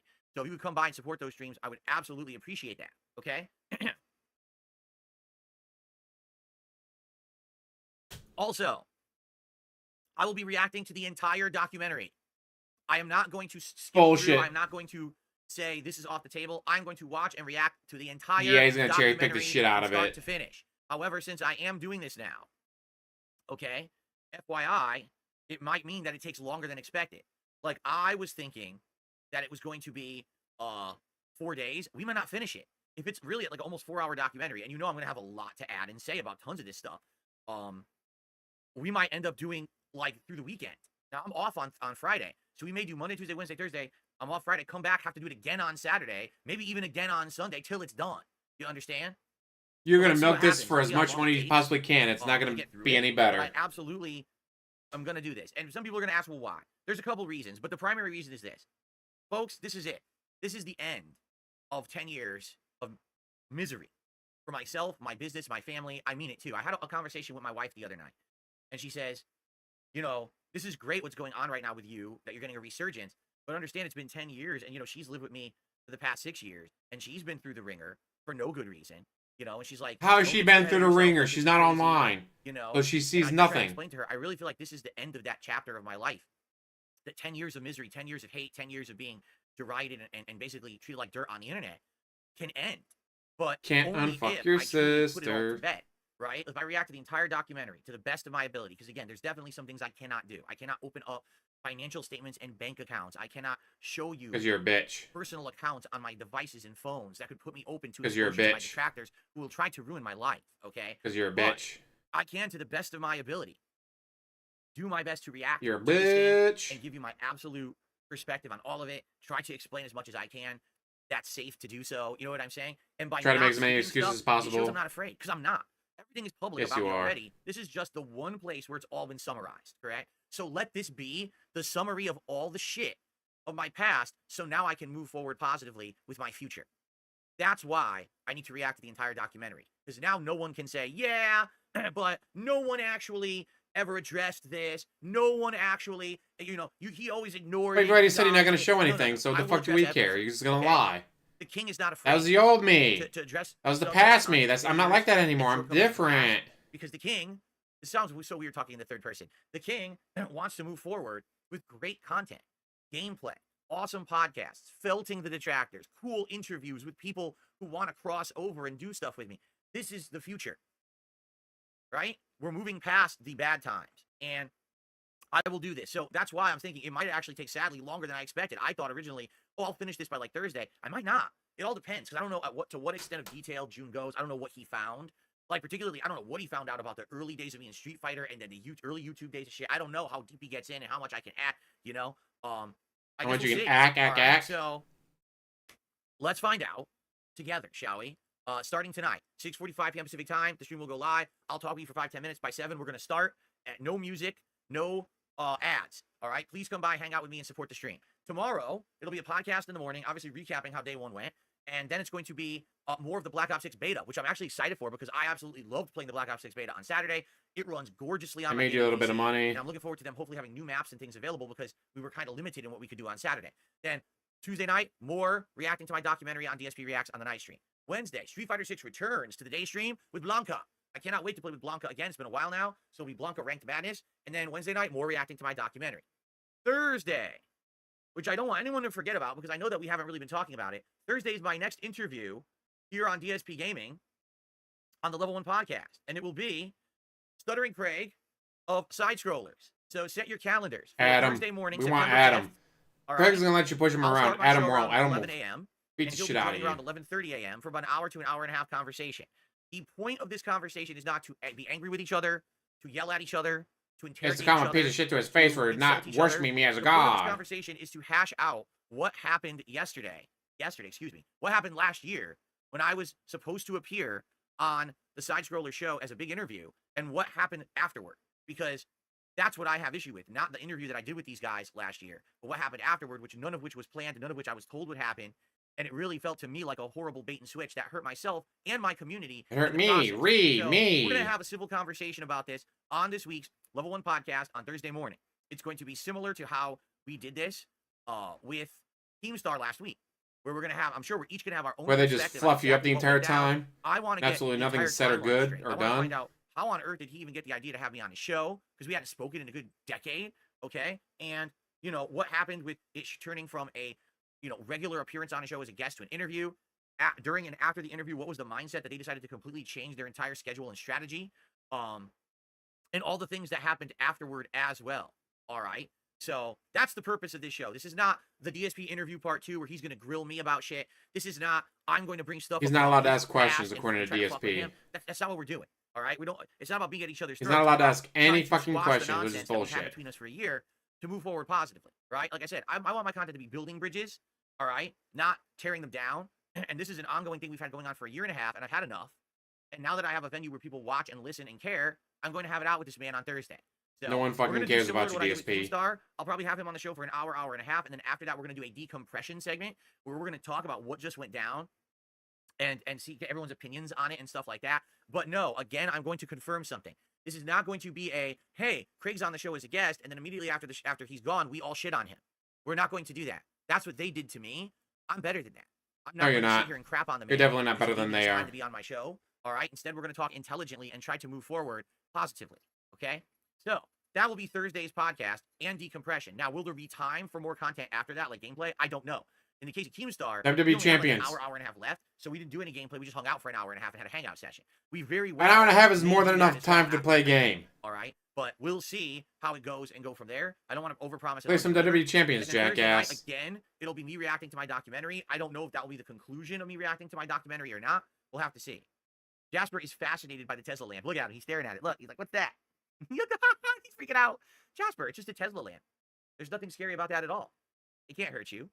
He doesn't know what it is. Look at him. Look at his reaction. That's great. He's like, what the heck is that thing? He's the first time he's been in the office since I have the Tesla lamp. What is that? Well, hopefully he doesn't jump on me now. I hope. Anyway. Knock it off. He's jumping. Look, he's Knock it scared. off, He's Jasper. scared. Knock it off. Tesla lamp. It's not going to hurt you. Jasper, it can't hurt you. Go ahead. Go check it out. Go ahead. It's safe. Go check Really it out. knocks It's it safe. off.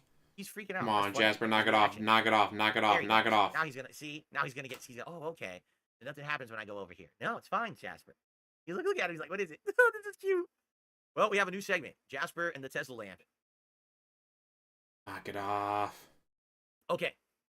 So next week, all right, I may have to do night streams to finish reacting to my own documentary, okay? But I am going to react to the whole thing. We're going to get the whole thing done and put it behind me. No, you don't. So we can move forward with positive content and forget about the bullshit of the past, okay? Cool. That's my intention.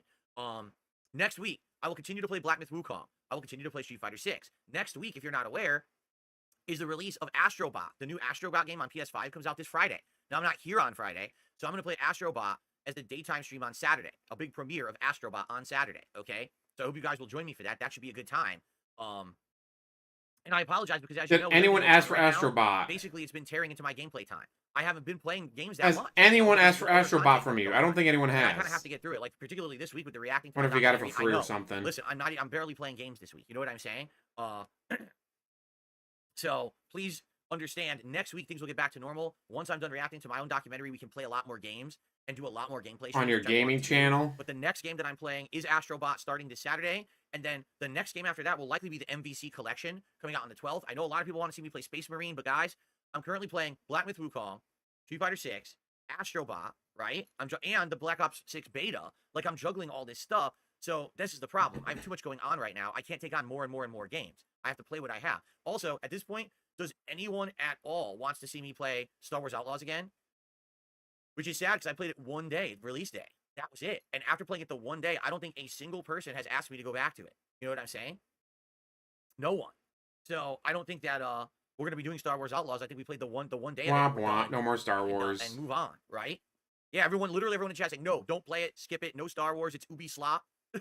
Man That's defense. great. Yeah, rest in peace, $20. Man defense is way better than zone defense. Zone defense I gotta remember sucks. to cancel it, by the way, because I don't want to replay it. Then again, I'm probably gonna get it back in like October for Assassin's Creed, or is it November for Assassin's Creed? I'm not sure, right? So anyway,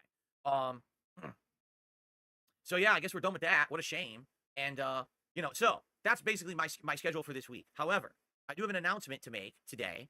Now I don't have it set. You guys in need stone to give me yet, more money. But ladies and gentlemen, I have an announcement. Or for June the next King. guest that will be on my Level 1 podcast. Are you ready for this? June the I King. can announce it as of today. I've confirmed this will happen. I just don't know the timing of it yet. Okay, the scheduling. All right, so ladies and gentlemen, this Thursday, we've got Stuttering Craig on the Level 1 podcast. Next week, at some point during the week, I don't know when, the next guest of the Level 1 podcast will be Joon the King.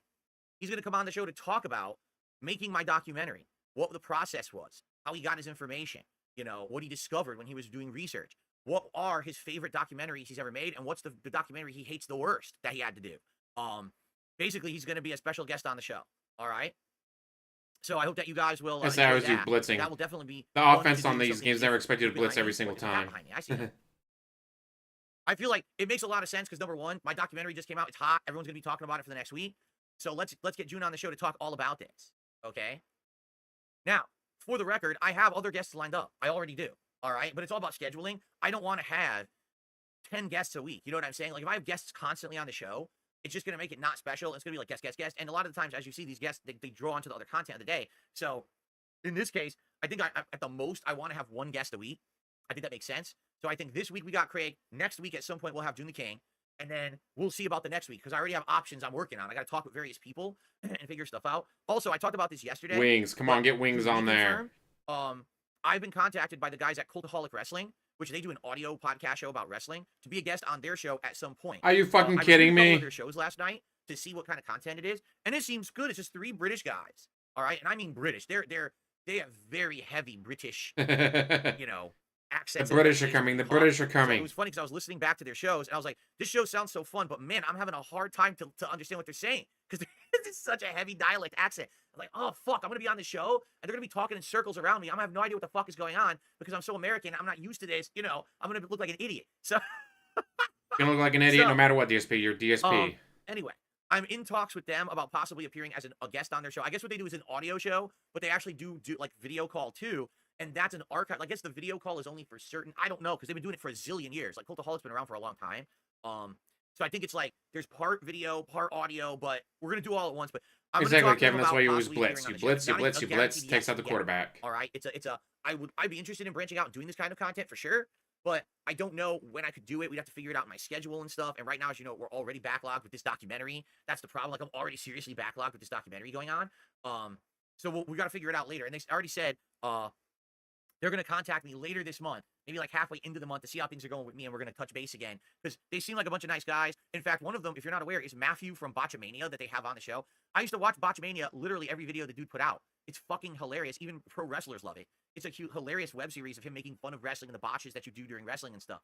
And a lot of people don't realize this, but I have a tiny bit of look at this troll. I have a tiny bit of history with Matthew.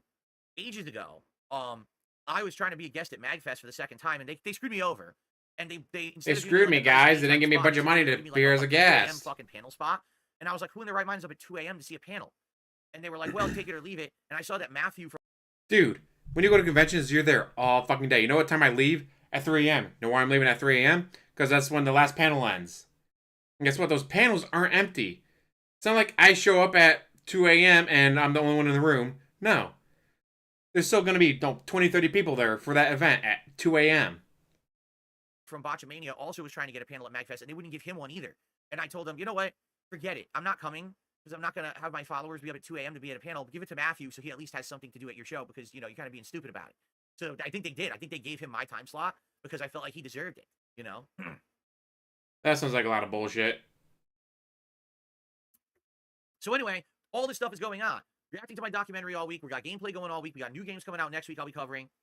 Stuttering Craig on Thursday. June the King will be coming by at some point next week. I just don't know when yet. I gotta solidify the deets, and I'll have that for you. I might be the appearing on other deets. Who shows, told you? you? Who taught you that word, Exciting stuff is going DSP? on in the realm of DSP. Who taught you the word Very good deets? stuff. Yeah. Let's get some interactions. First of all, we have over 400 viewers, almost 500 on the podcast so far, and climbing. Over 100 likes. Thank you for that. If you're on the podcast and you're having a good time so far, please click the like button. Let's get it to 150 likes right now. We have no super chats and no memberships. Let's change that. Let's get some contributions going. There's no money, guys. I have a couple tips to shout out, so let's start. I don't have anything like that, Lee. We start off today with $1 tip. Can I please be on I got the NFL Network, though. That's about it. You're not supposed to send me this during the show. All right? You're not, officially. However, I'm in a good mood today. So let me see if I can figure this out really quick. But you're not supposed to send me. Wait a minute. No, I'm not unbanning you. I know who you are. You're toxic. You're not coming back. You tried to fool me, too. They literally just tried to fool me with $1 tip. You're not coming back. I received a $5 tip. You do an unboxing video of Lightning Returns Final Fantasy 13. You know, a real one? An actual unboxing video instead of the botched one that I did like 12, 15 years ago? I guess you'd have to find a physical copy of the game to unbox, right? Like, yeah, you could have learned it from Cat. Rare. Does anyone actually have a physical copy of Final Fantasy 13 Lightning Returns that I could unbox? By the way, my animation is not working. Oh, it did work? Oh, the page is glitched then. The animation played, but the page is glitched. Let me see if I can reload the page. Because I clicked the button and nothing showed up on the page, so I didn't think the animation played. But then it was. It was here. Here it is. All right, well, let's get... So the first contribution is an anonymous $5 tip this morning. Shit.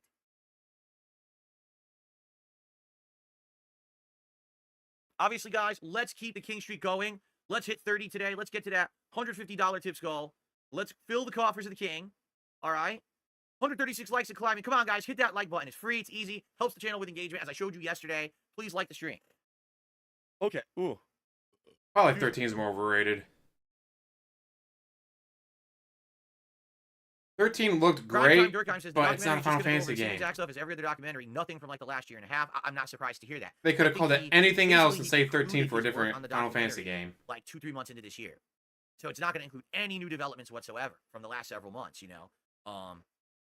And that's fine. If anything, allow it to summarize all the shit from the toxic last 10 years and be done with it. That's what I hope this documentary does. Get that shit summarized, push it to the past, move forward with the new phase of my life. Okay? The new positive phase of my life. He is positive. That I really feel like very positive new things that I never even thought could be possible in life could be possible now if things move forward positively. Okay? Walk Warrior, 6 months as a member, says, let's hit the king streak today. Yes, let's do it. All right? Please support the stream. Please tip to hit that goal. And anything else would be greatly appreciated right now because we got nothing besides this $5 tip. All right. What I'd like to do. And a $1 tip, but you said it was for a troll, jackass. And let's see how the documentary is doing because, quite frankly, this is the documentary, okay, on Joon the King's channel. And it covers a ridiculous amount of stuff. Like, look at this. All this stuff. The YouTube day, the early Street Fighter days, the early YouTube content.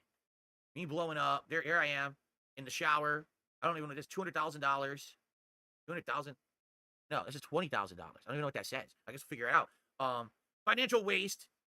Trolls make themselves known. All these things. All these topics. Currently, it's showing at 44,759. Oh, 45,367 views. It's already over But 61,000. I don't think that's accurate because, like I said, when it was premiering, there were over 28,000 people watching live. So I think YouTube takes a while to catch up with the view system. Okay. Now, for the record, yesterday I made a comment on this video, correct? And then you people were deleted trying it. to say, I don't know where it is now, but people were trying to say that I deleted You deleted my it. comment because it had a bunch of negative replies. That's completely false. And I talked with Joon yesterday about this last night. After I got off stream, I wanted to get to the bottom of this. Remember, yesterday live on this stream, I left a positive comment on this video as it was a placeholder. And a lot of people, I guess there's like 80, 90 responses to it. And of course, guess who responded to it? My detractors. And they were all, just listen to this. My detractors are so unhinged. They left so many insanely insulting comments on the response to my comment. YouTube flagged the comment. So that's what happened. Joon says YouTube looked at the detractors' responses and auto-flagged my comment for bad behavior because of the responses. Womp He had to womp. manually approve the comment, and he had to pin it. So then it would actually show up on the video because YouTube blocked it because people were And being yet it's so not there disgusting. anymore. Weird. Okay? So where's the comment? It's not there anymore. I can confirm, yes, YouTube does this if you have the filters on. So Joon must have the filters on wisely. Why? Because when you're a documentarian, you want people posting up comments on your video that's doxing and shit? Of course not. So you need to have filters on so that, you know, that kind of shit doesn't happen. And YouTube auto-filtered the detractors, which then blocked the entire comment in its entirety. So that's why it's back. It's funny because some people are saying, why did he change the thumbnail? I think what you mean, can I go back here? He changed the thumbnail, I think what you mean by that is if I search for Joon the King DSP, okay, you see this is perfect actually. You see two different thumbnails, right? This is the thumbnail that was on the video yesterday, and that's what we looked at together, and I commented on. But then there's a second thumbnail that's there. So why? Because Joon made two thumbnails, and he's using the new YouTube experiment. The new YouTube experiment is you can make multiple thumbnails for a video, put them up, and YouTube should have got the old one that had Panda Lee in it. One or the other for you, and it tests the criteria to see how many people engage with the video when it was one or the other thumbnail. So YouTube will literally show you either this or this, and depending on how long you click and watch the video, it'll track those statistics. Okay, and then it'll provide those statistics to the video uploader within like 4 or 5 days. You get the data, and then you can make the judgment, oh, well, this thumbnail did better, so I'll just keep that one on it forever. That's what it is. So he made multiple thumbnails, and it's just... you probably complained that Panda Lee was in the so eventually, thumbnail, so you made him change it. Will actually hammer down and be the official thumbnail, but that's the YouTube at work, okay? I wonder, I'm curious, if you saw either of these thumbnails, shit. If you saw the thumbnail with me and all these people behind me, some of which you probably recognize, right? Like Panda Lee and Howard, the thumbnail with and me Rambo, and 4 other faces, and one of which is bald, which is hilarious because I've never been bald, and a bunch of Jin, and what appears to be statements from my bankruptcy, perhaps, right? So, which of these would you click on more actively? I wonder. Which would you be more interested in, right? Chemo side Phil. I mean, that's kind of messed up. To be saying stuff like that. It looks more like I look like Walter White. I said we finished it on here, Dark One. What do you think of it? There you go. Heisenberg Phil on the top there. I just need the hat. I need my red fedora. I'll put it on. I'll look like Heisenberg. There you go. Bald Phil cannot hurt us. Oh my god. Stone Cold Side Phil? Yeah, I guess. You guys like the top one better? People are saying they like the top one better. See, here's the thing. The bottom one, I feel, has Panda Lee in it. It catches the eye because it has so many people, and you're like, when you see that, you're like, oh my god, this is one hell of a documentary. There's all these people from all over the internet that Phil has been involved with over the 16 plus years, so this is going to be a doozy. And then you look at the runtime of 3 hours 46 minutes, and your jaw drops. You're like, holy shit, yeah, this is a doozy, right? But the top thumbnail is kind of more dramatic, right? Like the bottom thumbnail, you probably don't know who most of those people are, but the top thumbnail is like, ooh, booze and financial documents and, you know, the many faces of Phil. Sometimes he looks happy, sometimes he's smug, sometimes he's evil, right?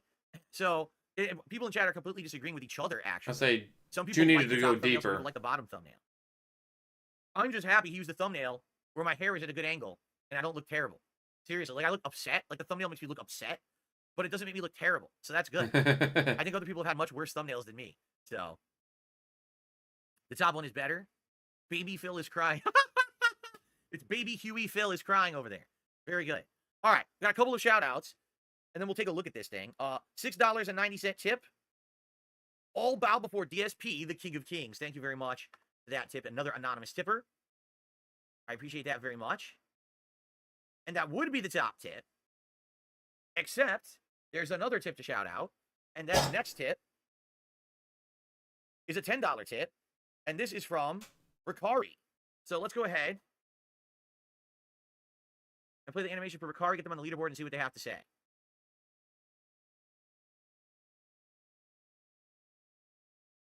Look like Ed and Eddie. Don't insult those guys. Those guys are too good to Final be Fantasy 16 coming out on compared to PC. I don't DSP. know. I know it didn't work for your streams from what I remember. Would you recommend it to someone like me, an RPG fan who's just going to play it by myself? I've been waiting to play it. Long live the king. Well, here's the thing. Number one, all right, if you don't care about previous Final Fantasy games, there's absolutely nothing wrong with Final Fantasy 16. It's got some fun, awesome segments with big budget kind of, you know, kaiju monsters fighting and Ciao, how's it going? boss fights and things like that. But if you're a fan of Final Fantasy and you play Final Fantasy 16, you're going to literally be like, what the fuck did they do to Final Fantasy? Basically, the game is such a shell of what it was. It has almost no gameplay elements similar to previous Final Fantasies at all. Oh no, they did something different. How dare they not put out the same game over and over again? Which is sad. It feels more like They did not pull a Call of basically what Duty and you just do is release the you go same into a game over fight, and over and over and over and you fight over. the enemy, you charge up 1 meter, you use that meter to charge up the next ability, then you use the next ability, then you use the next ability, then you transform, then all your abilities are recharged. So you use the meter, then you use the ability, then you use the ability, and the fight's over. Every once in a while, you dodge. That's literally it. That's the game.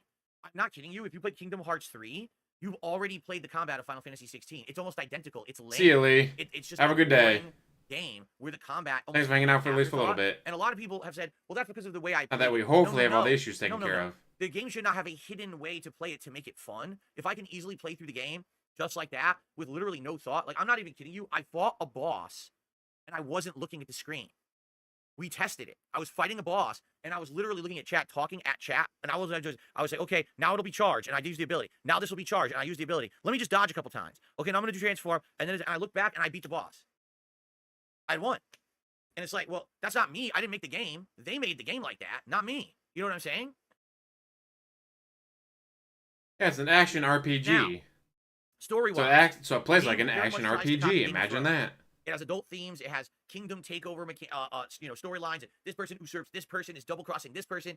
If you like that kind of plot line, you'll like it. Okay, if you're not looking for that, you won't like it. Okay, graphics were great. Like I'm not gonna crap on the graphics of Final Fantasy 16. They were pretty good on PS5. I'm sure they'll be even better on PC. And the music was good. So good music, good graphics, mass story, depending on if you like Game of Thrones, and really bad gameplay elements. If you're okay with all of that, then you'll like it. But do not go into Final Fantasy 16 expecting anything that's Final Fantasy-esque. It literally plays nothing like any other Final Fantasy game. They changed it into an action game, thinking this would be more mainstream, and it completely flopped. Like, the sales were awful compared to what they wanted or expected. They fucked it up. They have a core fan base of people who love Final Fantasy, and they insist on making games called Final Fantasy that don't play like Final Fantasy, and I don't know why. Why do you have such an aversion to what works and what people want? It's kind of like we were just talking about modern games. And why do people not like modern games? Because they keep making games people don't want. No one asked for Concord. No one asked for Dustborn. No one asked for Suicide Squad. But they make them anyway, and they put hundreds of millions of dollars into them. And then they whine when they fail. Well, why did you not listen to what people want?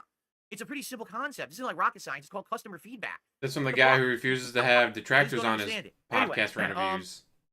So there you go. Give the fans what they want, DSP. See here? I see the dollar tips. This person says, I said it before, I'll say it again. Big ups to my pimps and shout out to the hoodlums. Pimpity pimp. Okay, thanks for the dollar tip. Cherry pimps. Oh, wait, Derek's not there anymore. Oh, Derek, who's going to give a shout out to the cherry pimps? Okay. So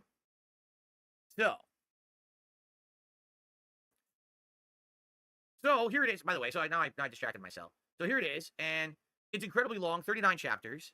I'll start tonight. I'm excited for it. It's already got 40. Look, it's climbing like crazy. 48,000 views. I told Joon, I wish him the best, and I want Joon to get 1 million views on this video this week. I do. I hope he does. He deserves it. He puts the best kind of effort into his videos. And here's the other thing about Joon, all right? You got ahead of Mike Plume documentary and made even more. And what do I mean by that? Like, look at other people who have made documentaries, and what they tried to do then was make a whole series of content after the fact based on it. Like Turkey Tom made a documentary about me. Then he asked me if I wanted an interview, and I said I would consider it. Come to find out, literally all he wanted to do was keep making a series of content to get me on LolCal Live. Like, that was the idea. Get me to be on LolCal Live so he could milk me for so content. you can make more money? Publicly said this. Guys, he wanted to make more money. How dare he? Now, here's the best way to give me money. Interview, trick me into LolCal Live, get an entire amount of content. All right, Joon isn't doing that. Joon worked his butt off to make this documentary. He's already on to the next several projects. He's already got one done. He's working on like 2 more. The man is a workhorse, and he busts his butt to make these documentaries. He's not here to now sit here and create a drama sphere around me. He's done his work on me, and he's on to the next, and that's respectable. You know what I'm saying? This is not, oh, I made a documentary about Phil. Now let's try to ruin Phil's life for the next year so I can keep making money. That's not who he is. Should be trying to ruin you, dude. That's why I respect the man. Okay, I know, weird. I say I haven't seen anyone shove and talk about mango ice cream in his chat yet, so Derek may not have a sock yet. I mean, it's odd because most people don't do that. Most people these days, they although Derek did just drop out of college, then they pick you back up so they can slap you around, spit in your face, headbutt you, pull down their pants, piss in your mouth, and throw you out the window. But then they catch you on the way out so they can pull you back in, drop trowel, and dump on you. But that, maybe that's an exaggeration, but you get, like, that's how I feel about how these people have treated me. Okay. What about Derek dropping out of college because you broke his heart, DSP?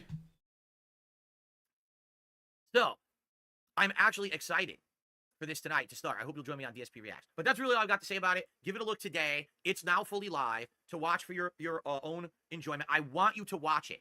Okay, I want to emphasize this. I understand that a lot of you watching this now or watching the clip will be like, oh, I'm just going to watch Phil's reaction. I want you to actually watch his video too. He put in the work. He deserves the view. He deserves the credit. You know, that's how the whole YouTube system works. It's I scratch your back, you scratch mine.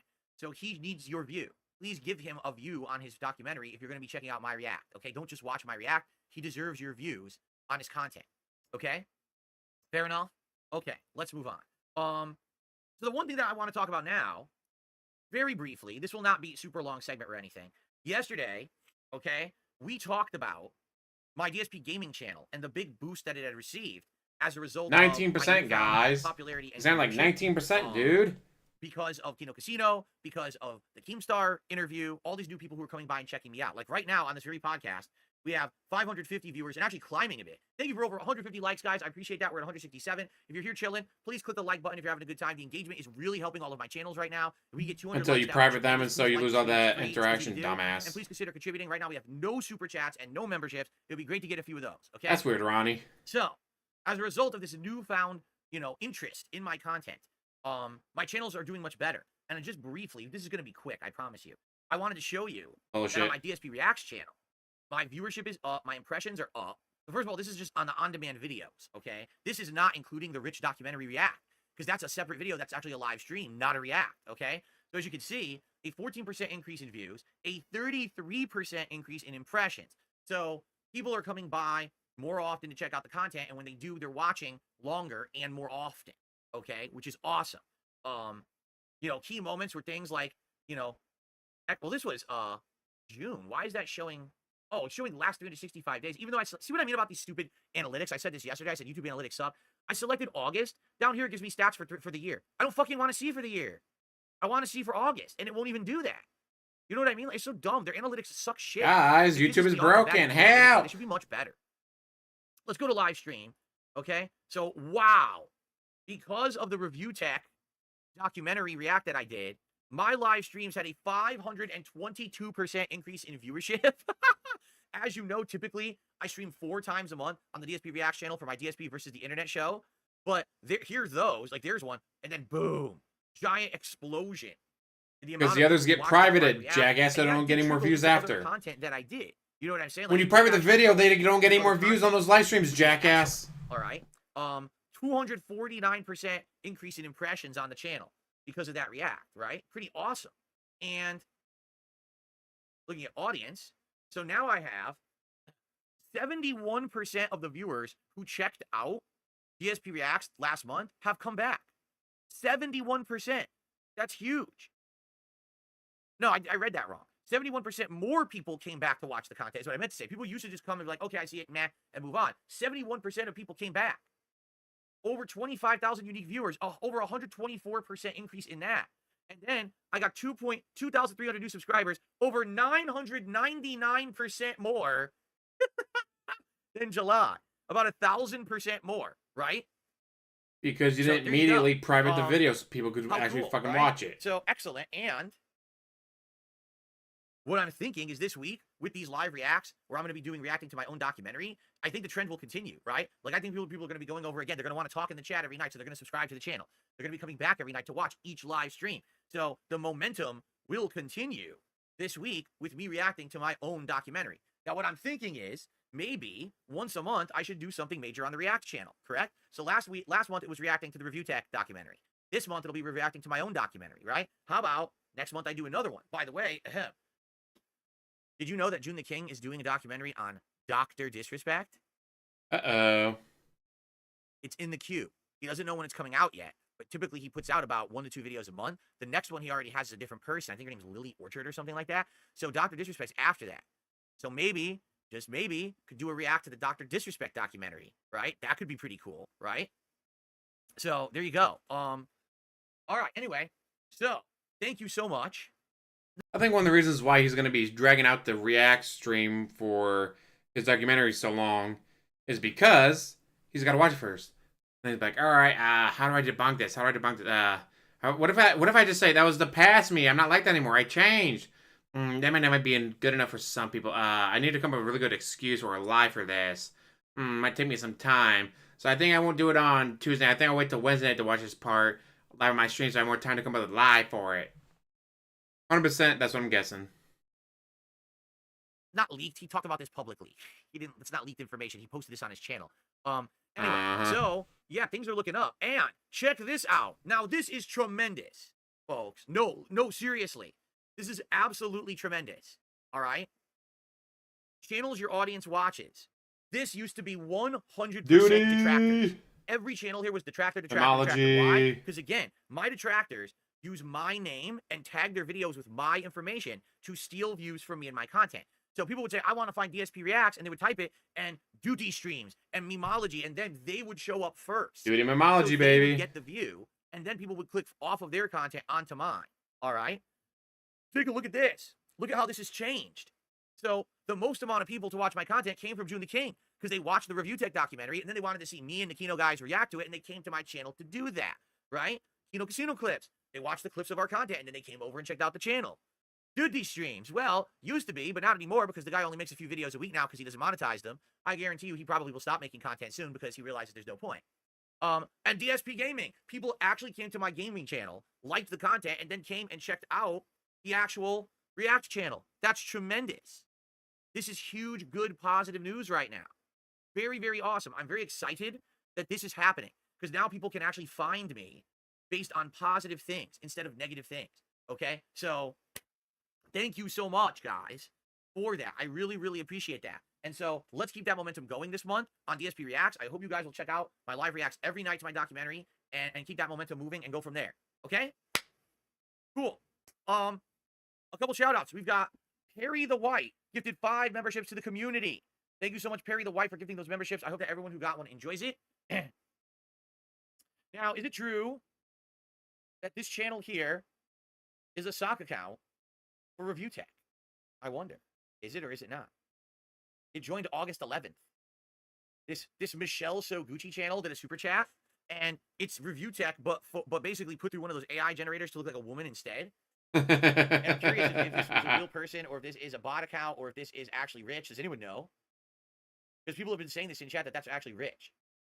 So for the record, I should say this publicly. Okay, let me get back to not myself now. Okay, what's going on, Jade? Good morning. How are you, Jade? It's good to see you. So, what was I gonna say? Oh, FYI, yes, of course, I reached out to Review Tech USA. All right, and basically I said the following. I'm gonna be very transparent about this. Rich, everyone wants me to have you on my show now that the tables have turned. Okay, however, considering the way that you treated me for the last decade, I don't really see it being an easy thing to do. Giving you a venue to talk or whatever. I would like you to try to talk to me and convince me about this. Like, why should I have you on my show? What will we talk about, etc. Right? He didn't respond. Then I sent him a second message, and I was like, dude, you could stop like hiding about this. Like, everyone wants you to come on the show and talk, but again, and he won't respond. He's hiding. I'm not shocked at this at all. I wanted to give him a chance, but he's not responding. So basically, I get the feeling. Keep in mind, this is the guy that for years was trying to get me on his show. Constantly, he wants me for an interview. He wants me for this crossover. He wants me for this and that. He kept saying, "I'm going to get DSP. I want to interview DSP. I want to do this."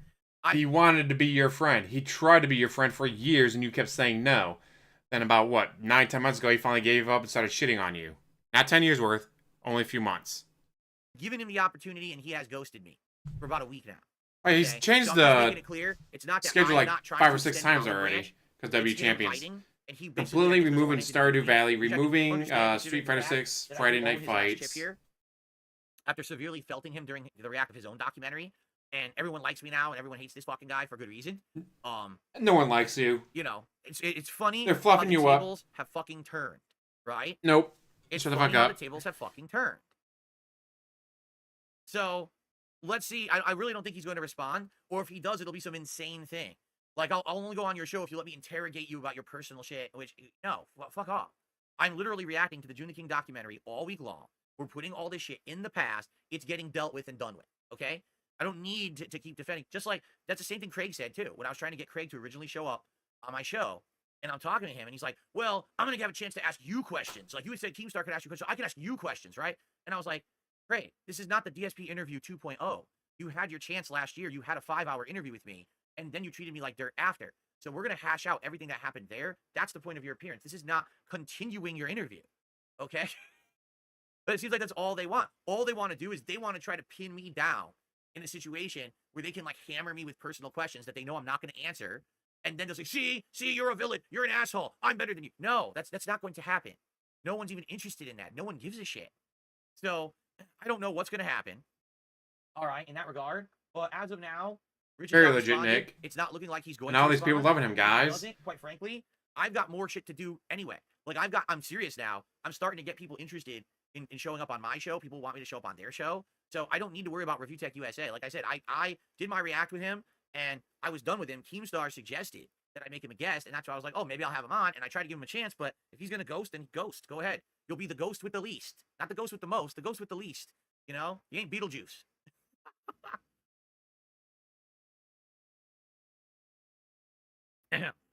Okay. All right. So, FYI, I do have other guests that I'm lining up for the show, but I don't want to overdo it. For example, I want to do variety. I don't want every guest to be drama either. I actually want to have guests on who are like positive people, you know, maybe people who have Positive and give me money, guys. And it would be a very different kind of appearance. So that way it's not just drama. You know, we did Keem. We're going to do Craig. I don't think that the Joon the King appearance will be drama. It'll be a good conversation about the internet and being a documentarian and what it's like trying to make this kind of content and his experience, you know, trying to research and interact with people who he's going to make a documentary on and, you know, all about what he discovered from me about me when he was researching me and what are his true thoughts about me, right? Well, and again, things like what was your least favorite documentary to do and why? What was your most favorite documentary to do and why? What kind of documentaries do you think you'd really enjoy doing in the future? Like, that's going to be an awesome interview. I think it's going to be a really good one. So, and that's not going to be toxic negativity or squashing beef. It's going to be a different kind of guest. I want to have different kind of guests on like that. And I already have a couple people interested and lined up, and I'll let you guys know again once we hammer it in. Okay, once it's hammered in. I'm not going to overpromise and underdeliver here, but yeah, and I'm open to any kind of offer. You know, like I said, this Cultaholic thing looks interesting. I'll have to figure out how I can do it. And there may be more positive stuff going on in the future. Okay. Positive. All right, I just keep saying one positive, news story guys. like People can covered believe today. it's positive. It's kind of sad. Positive. Because once again, Positive. Guys, what ends up happening positive. in these situations Guys, I is said that positive. people That's gonna make it responsible never get positive. held accountable. It's always the people at the Positive. bottom who have to suffer. Positive. And what I'm talking Positive. about today is the Positive. news has come out. Rocksteady Just gotta keep has saying begun positive. layoffs due to the poor performance of Suicide Squad Kill the Justice League. Over half of the QA team was let go, as well as multiple other staff members. One staff member was on paternity leave, on a paid absence to have a child. And then they let him go. They laid him off in the middle of what was supposed to be the best time of his life. He's now unemployed. Now, you think that it will be the people in charge, the top bigwigs, the ones who made the decisions and said, make this a games as a service game. Make this about the Suicide Squad. Do you think that they'll be the ones who will suffer? No, they're laying off the people at the bottom. The people at the top made all the bad decisions. And then they're laying off the people who did all the grunt work at the bottom instead of punishing the people who are responsible. Laying off the people at the bottom solves nothing. It will not make the problem go away. It's the morons in charge who fucking did it. So what the story should be is the board of directors or the CEO or whoever's in charge over there who made the decision to make this shit game has been fired. Not laid off, fired, shit can, thrown the fuck out of the building, felted, kicked in the ass, thrown on Felted, guys. with all of their I'm gonna use my new belongings word, in a cardboard felted. box, tossed out behind them, and shot all over the street. Wow, this is That's what such should positive happen. The content. dumb fucks who think they're so smart but don't know anything about the gaming industry, who dictate this kind of shit. Who should be laid off or fired? The people who forced BioWare to make shitty-ass Anthem, when all they wanted to do was make another awesome RPG, and they were told, no, make Anthem, okay? Who should be laid off? The entire fucking group of executives who greenlit Concord. That fucking uninspired copycat Overwatch piece of shit. They should be fired. Why do the people who worked hard to make the garbage that they were told to make lose their jobs? Why are they the ones who are suffering? Right? I just don't understand. How, if you don't hold accountable the people who made the bad decision, how will things ever get better in the games industry? They will not. So why are we punishing the wrong people? And you know what it is overall? Well, the bottom line is those stockholders got to get paid. So we got to make sure that somehow they get paid. So it means cut off the employees. Well, go fuck yourself. You disingenuous, immoral piece So of shit. fucking You positive. talk like that. That's the fucking Phil Spencer credo. Well, we got to make money somehow. No, you don't. You don't. You know what you can do, Phil Spencer? Get fired, and your salary goes to make up for the fact that you're a terrible leader. That's what should happen, not hurting the people under you. I'm tired of this shit. It pisses me off every fucking time we hear these stories. Every time we get a shitty game that comes out, like, who the fuck asked for this game? Who's going to pay for it now? The people at the bottom, not the people at the top. No, fire the people at the top. You're always at the bottom, Leave DSP. the Moes. You'll never top anyone. All right? Whoever's in charge, who made these decisions, either at Rocksteady or if it was the parent company, right? At WB Games or whatever, whoever's making these decisions, they're the ones who need to be fucking fired. Stop giving these people golden parachutes and making them immune to any kind of accountability for their awful fucking decisions. These people are hard workers and good people who made a shit game because they were told to, not because they wanted to. Who in your right mind, who is a game developer, thinks, man, I can't wait to go into work today, sit down, program for 12 hours straight, and make a piece of shit. I can't wait to make the worst game ever. I take pride in the fact that I'm putting out shovelware that no one wants, shill games that just have fucking tons of microtransactions, games as a service that's no fun whatsoever and regurgitates the same content over and over, copies other games shamelessly that have already been out, pushes stupid fucking political agendas that shouldn't be in video games. That's what I can't wait to go in today and work 12 hours today and make a paycheck doing that. Yes, that's what I've always aspired to do. That's what I went to school for. That's what I studied hard for. That's what I applied for in this job, to make shit. No one does that. They all want to make good games. It's the people who are dictating the games they make that are fucking up, not them.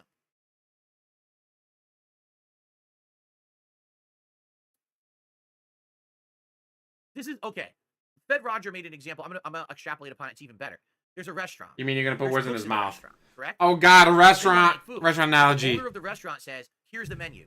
But the cooks are like, but listen, we could make better food than this. We could make chicken parm. We could make chicken cacciatore. We could make eggplant rollatini. We could do all these amazing dishes. And the owner says, nope, you're just going to make this one lasagna. But we don't want to make the lasagna. We want to do all these cool, we have all the ability to do it. We could do all these excellent dishes. And the owner says, nope, this is the menu, just make this. So they make the lasagna, and then the customers come and like, this lasagna isn't that good, and they go away, and then the business has no business because no one wants the lasagna. Do you blame the cooks and fire the cooks? Or do you go to the owner of the business and say, you're the one at charge, you fucked up, get the fuck out, and get someone competent in here to run the business? You know, it's insane. Big Neil, how's it going? The entire industry of gaming right now. The people in charge are morons, and all they care about is trying to make garbage content for money instead of making art. Because this is the truth. This is why the industry is how it is, folks. Because now, because they don't hire him.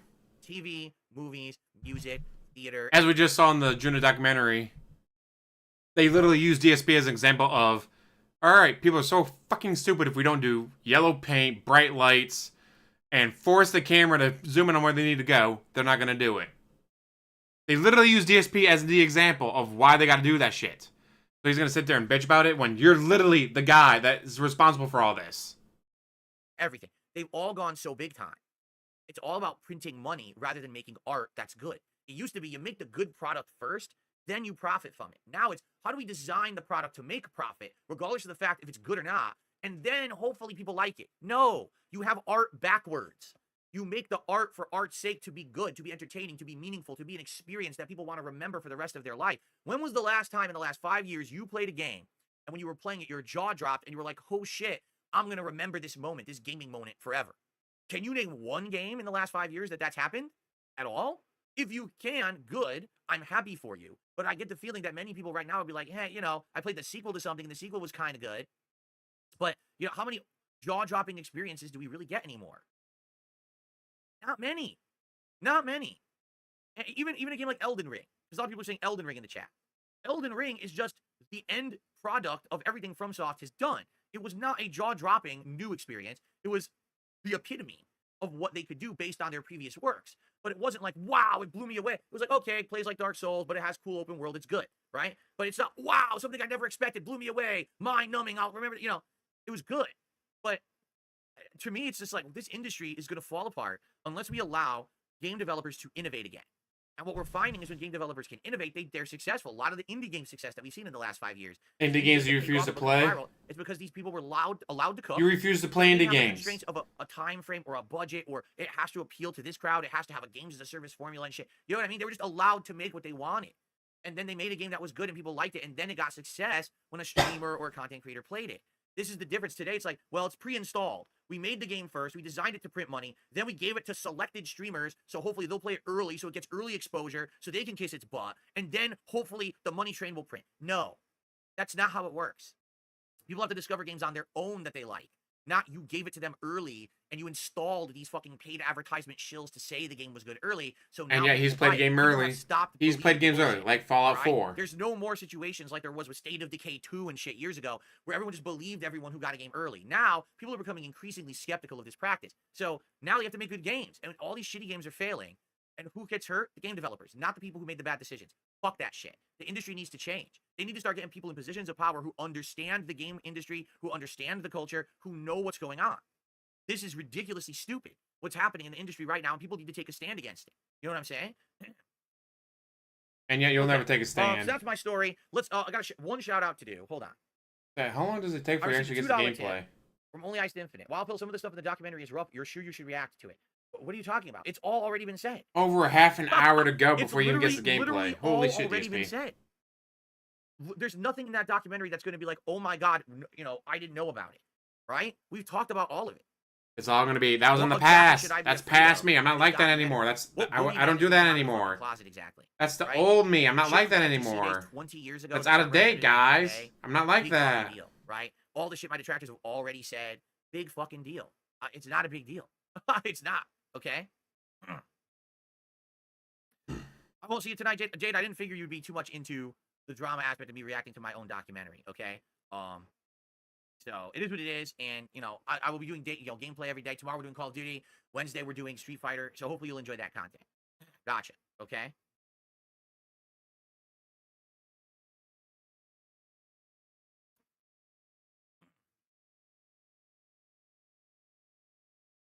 Okay. So anyway, guys. So right now we have over 200 likes. Give me money. Just a reminder, if you're enjoying today's stream, please like it. The engagement is helping this channel a ton. I would really appreciate it if you could do that. The engagement that disappears the second you private the video, dumbass. Supposed to troll. It'd be great we get some more. 5 memberships. Thank you for that. Maybe we can get some more. But notably, guys, what I'm looking at is the King's tips. Guys, we're only at $24 in tips. We have about guys, don't you want to own the trolls? It'd be great if we could hit at least $50 in tips by the end of the show. Obviously, by the end of the stream, I want to hit the goal of 150 and keep the King streak going. Please consider and get up to $4,500. Okay. That's all gone already. So what do you guys want to talk about? We have some open time here to discuss whatever you would like. So if you guys have any topics, how about you play the fucking game?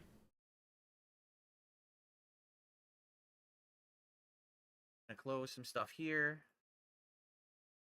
Wanna play the fucking game? Do you wanna play the fucking game? Stupid me. No, you don't. No, you don't. You really don't want to play the fucking game. People are paying you to play. Okay. All right. Oh, I received a $10 tip here. Guys, that's only $10. I need more. An anonymous tipper tips $10. He goes, the biggest surprise of the doc to me is how thick your neck actually used to be. How thick my neck used to be. I mean, maybe because I was so fat. I mean, keep in mind, when I started on YouTube, I was chubby, man. I told you, at my heaviest, I was 240 pounds. And now I'm 200, or I fluctuate around 200. Sometimes I'm 205, sometimes like 195, now around 200. I lost all that weight. Bullshit. Unless. But yeah, I mean, obviously, unless you've lost every single ounce of muscle on you, there's no way you're under 200 pounds. Right? So that's pretty funny. Thank you for the tip. Okay. Would I play Metroid Prime 4 next year if it comes out? Yes. Good morning, Doomer. How are you? Welcome. Am I going to play Dead Rising Remaster? I'm going to be honest with you, Mr. South. I don't think I can. Here's why. So right now I'm still playing Black Myth Wukong. That's in the rotation. And I'm still going to periodically be playing Street Fighter 6. Okay? We're now playing the Black Ops 6 beta. That's only going to last for a week because then it's going to end. But this Friday, we've got Astrobot coming out. And I can't even play it on Friday because I'm not here. A game no one asked you for. No one is asking you for Astrobot. Why are you playing this game? Street Fighter and probably other chill content. I don't know if we'll get back to Stardew Valley or whatever it will be. Probably every once in a while we'll do like WWE Champions as a random stream. You know what I'm saying? So yeah, so all that's coming up. But then Warhammer Space Marine 2 comes out on the 9th. I don't even think I'm going to be able to play that right away because I'm going to be juggling too much. Then we got the MVC collection on September 12th, and I absolutely want to play that. Then we've got the Dead Rising Remastered on September 18th. I don't know how I'm going to have open times in my schedule at that point. Just being honest, I don't think so. I think we're going to be so busy with the other stuff that I don't think we're going to be able to play the remaster. And then Street Fighter 6 Terry Bogard DLC comes out at the end of the month, among other things. So I think, honestly, it's going to be a very tough month for me to, like... It's going to be so tough, guys. It just is. It's going to be a really, really tough month of him playing video games. I'm going to do my absolute best to juggle everything for you guys. I will. But it is what it is. I gotta be careful. I don't want to take on too much and then essentially be burnt out and not be able to do it, or have a million games going, and then I just don't have time to come back to the games. That's what's happening right now. Like Black Myth Wukong, if this were normal and crazy things weren't going on, I'd be way further into Black Myth Wukong. I'd probably be almost done with it. But now take a look. I only played it once this week, today. That's it. I can't even play it again this week. You know, this week's insane because of everything going on. But you control your schedule, so you can do whatever the fuck you want. Things, and you know, that's gonna hold me up dramatically from doing a lot of games. So I'm gonna have to really pick and choose. And you guys, I hope, will understand that things are kind of crazy right now. But they will get back into normalcy once we get through reacting to this documentary. Okay, we'll go from there, and we'll try to get more gameplay into the schedule and figure stuff out. Lorray Tide says LTG wants to be on the podcast. Yeah, well, is he going to say anything and contact me, or is he just gonna say that in the chat? If he reaches out to me in a way where I can believe it's him, all right, then I will, consider it. But I haven't heard from him at all. I can't contact him because he blocked me on Twitter. Got that ass banned, huh? He got that ass banned. I was hoping you would play Star Wars Outlaws. It's hilarious because of the amount of glitches. We did play it on release day for 5 hours, and no one liked it. People found it very boring. So, I'm not going to go crazy to play it again if there's no real demand. And it seems like there's no demand. Like, people just they didn't dig it. So, I'm not going to freak out about playing it again when I could just focus on other things people actually want to see.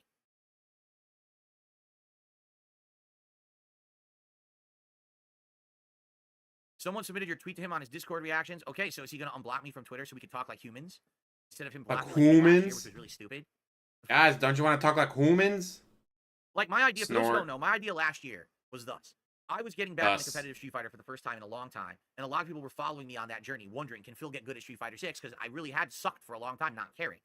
And I knew he was going to be playing Street Fighter 6, and my idea was for us to do a collaborative work together, where we would fight each other in Street Fighter, probably multiple characters, and go back and forth. And I wanted to basically do a stream where we would compete with Evo. Like, no lie, our stream fighting each other would be in competition directly with one of the Evo Day streams. And I was wondering, could we get a lot of their viewership? Could we pull the viewers over? Have people go in Evo chat and be like, hey, DSP and LTG are fighting, check it out. And then people would jump to the stream and give us all hype. Except that would never happen, because no one fucking cares about you two. People would have been excited for You're dinosaurs. Instead of him taking it seriously, he made a series not in a of fun kind of way, videos. because The first dinosaurs one are was awesome. basically him saying that I have to look into my image, and I have to work on my sexy, and I need to lose weight, and I need to change my setup to look good. Basically, all this stuff about the physical appearance, which is hilarious because it's obvious he didn't watch my content recently to see that everything had been upgraded and changed. He had no idea. You were still wearing your gamer shirts until he insulted you for wearing gamer right? shirts. So I went on my show, and I made fun of him saying that shit, saying, dude, you're a fucking weirdo. Why do you care about my appearance? Be a man and fucking and play me, accept my challenge. And instead of being serious about that, he blocked me on Twitter. He made a big post, oh, you're a clout chaser, and you're this and that, and he blocked me. Like, dude, you are a clout chaser. For both sides. He's speaking nothing but facts. We were both going to get views at a time when Street Fighter 6 was ultra hype because it just come out. Everyone was interested in rivalries and shit like that in the game. It would have been awesome. Instead, he shoots it down immediately. Like, how dumb. I just don't understand it.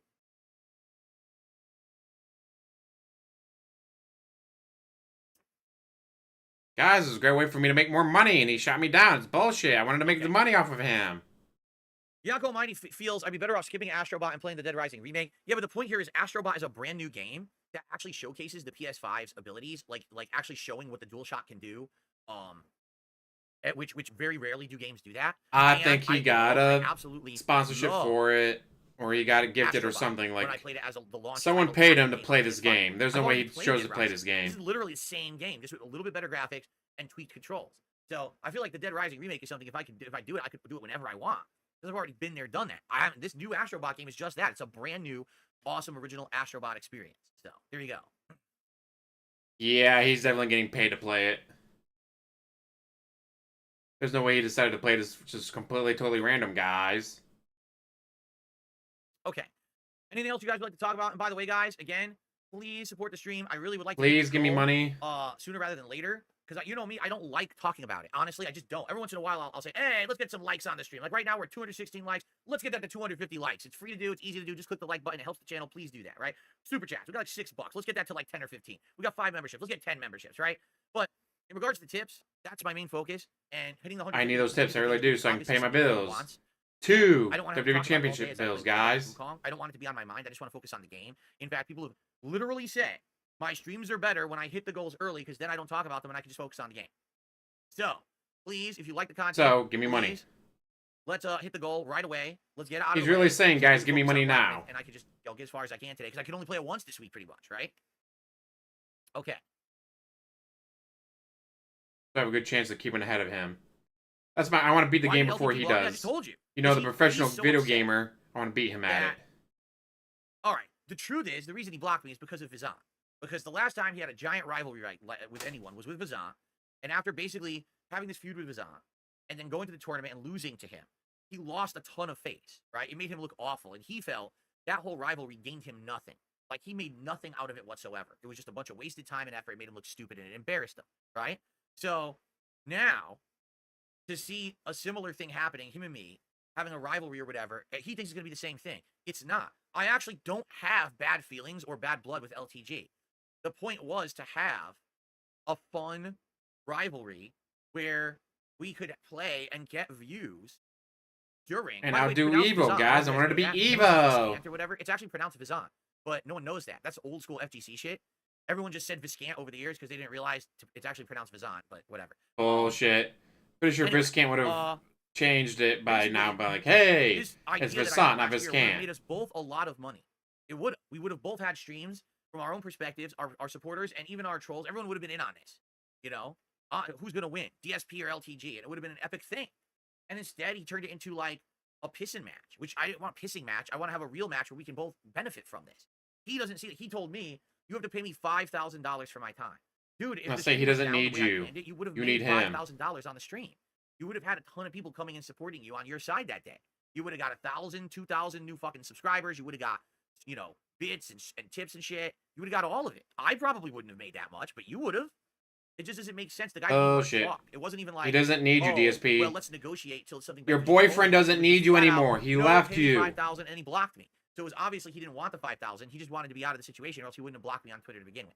So Your boyfriend left the you. ball Get is always over in his it. court, but he's hid in, like I call it his castle because he's basically hiding on his stream for a year, and he's refused to engage with anything. He just sits there and accepts contributions. Exactly. He doesn't but want isn't really anything to do with doing DSP, anything so he besides wins. raging a Street Fighter.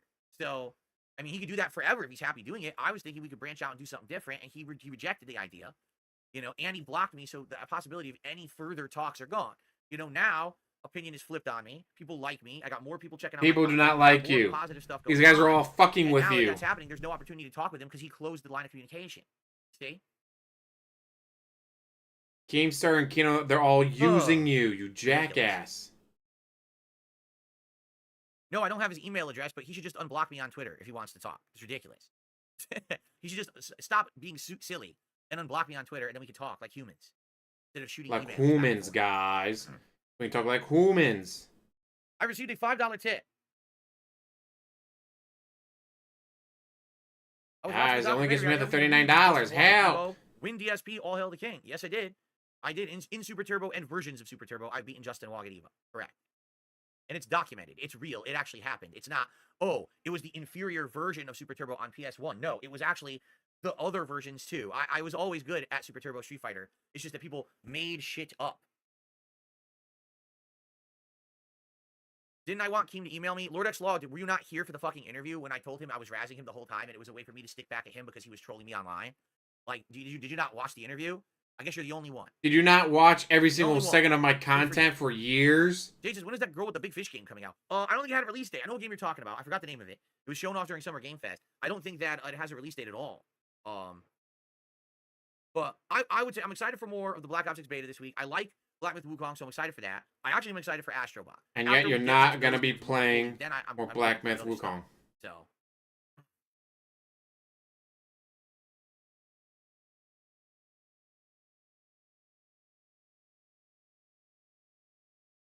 Come on, DSP.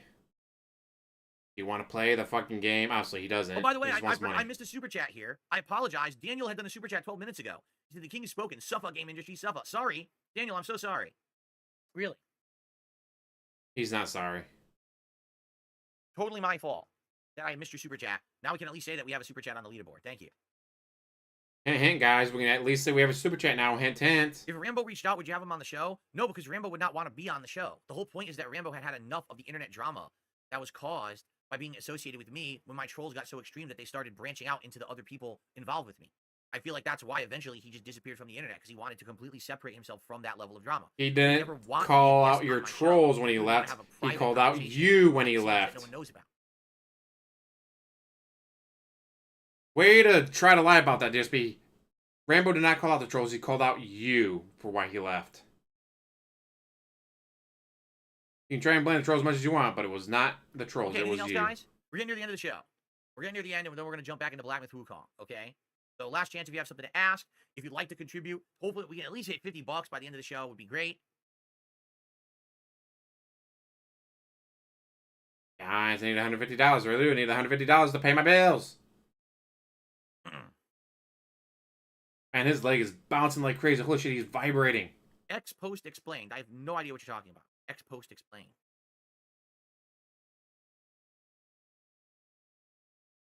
Am I going to continue chain together with the Kino Casino boys? Excuse me, the Kino Casino boys. I have no idea. They're on vacation for a while, actually. I believe they're still on vacation for at least 2 more weeks. And then when they come back, we'll see what's up with them, how they're feeling, what they're thinking of doing for content. I have no problem doing another like one-off stream of Chain Together with them, if they wanted to. So I guess we'll see what happens. But I mean, you're asking the wrong person. When they come back from their vacation, I'm sure then there'll be discussions of future stuff. But for now, I'm not against it. Why would I be against it? We had a good time, right? We had a good time together. Choom Laboom asks, do you believe you could have been competitive at Street Fighter 6 on the professional level if you focused in on it like you did during your Street Fighter Turbo days? Yes, but what that would have implied is I need to travel. I actually need to go to physical tournaments and play a wide variety of people to learn how to play the game offline and to learn various strategies that you're never going to see online implemented because you probably can't. There is a very big difference between playing a game exclusively online or playing it offline in a tournament. And some things that fly online as legit strategies do not work in person because of zero input delay. So bullshit. yeah, I would have to basically put How would you know? time and work and effort into it. How would you know that? I don't want You've never played against time, people effort into it. Take a look except at for online. Street Fighter 6 once on Wednesday. That's it. People who want to be good and play at a high level. What's wrong with the schedule? Oh, it's yesterday's schedule? All right, I'll fix it. People who want to play at a high level have to constantly be practicing, playing, traveling, doing different kinds of competition. It's not just, I sit around in my room and I play the game every once in a while randomly. That doesn't work. It doesn't fly, okay?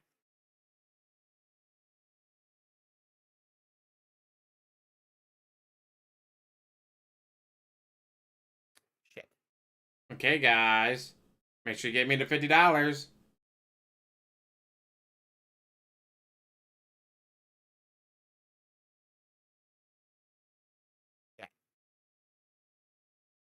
Schedule should be fixed now. I probably have a typo in it, though. Guys, we are 13 likes away from 250. Let's hit the 250 likes by the end of the show. And again, please, we can get some more contributions. That'd be great. Because what's going to end up happening is I'm going to have to keep bringing this shit up when I'm trying to play the game. And I hope we keep it going. I don't know what's going on today. Typically, by now, we would definitely have a lot more. So please consider contributing. Let's hit $50 right now. Just before the show ends, because we're about to end in like 5 minutes, okay? Excuse me. Right to the microphone, thanks.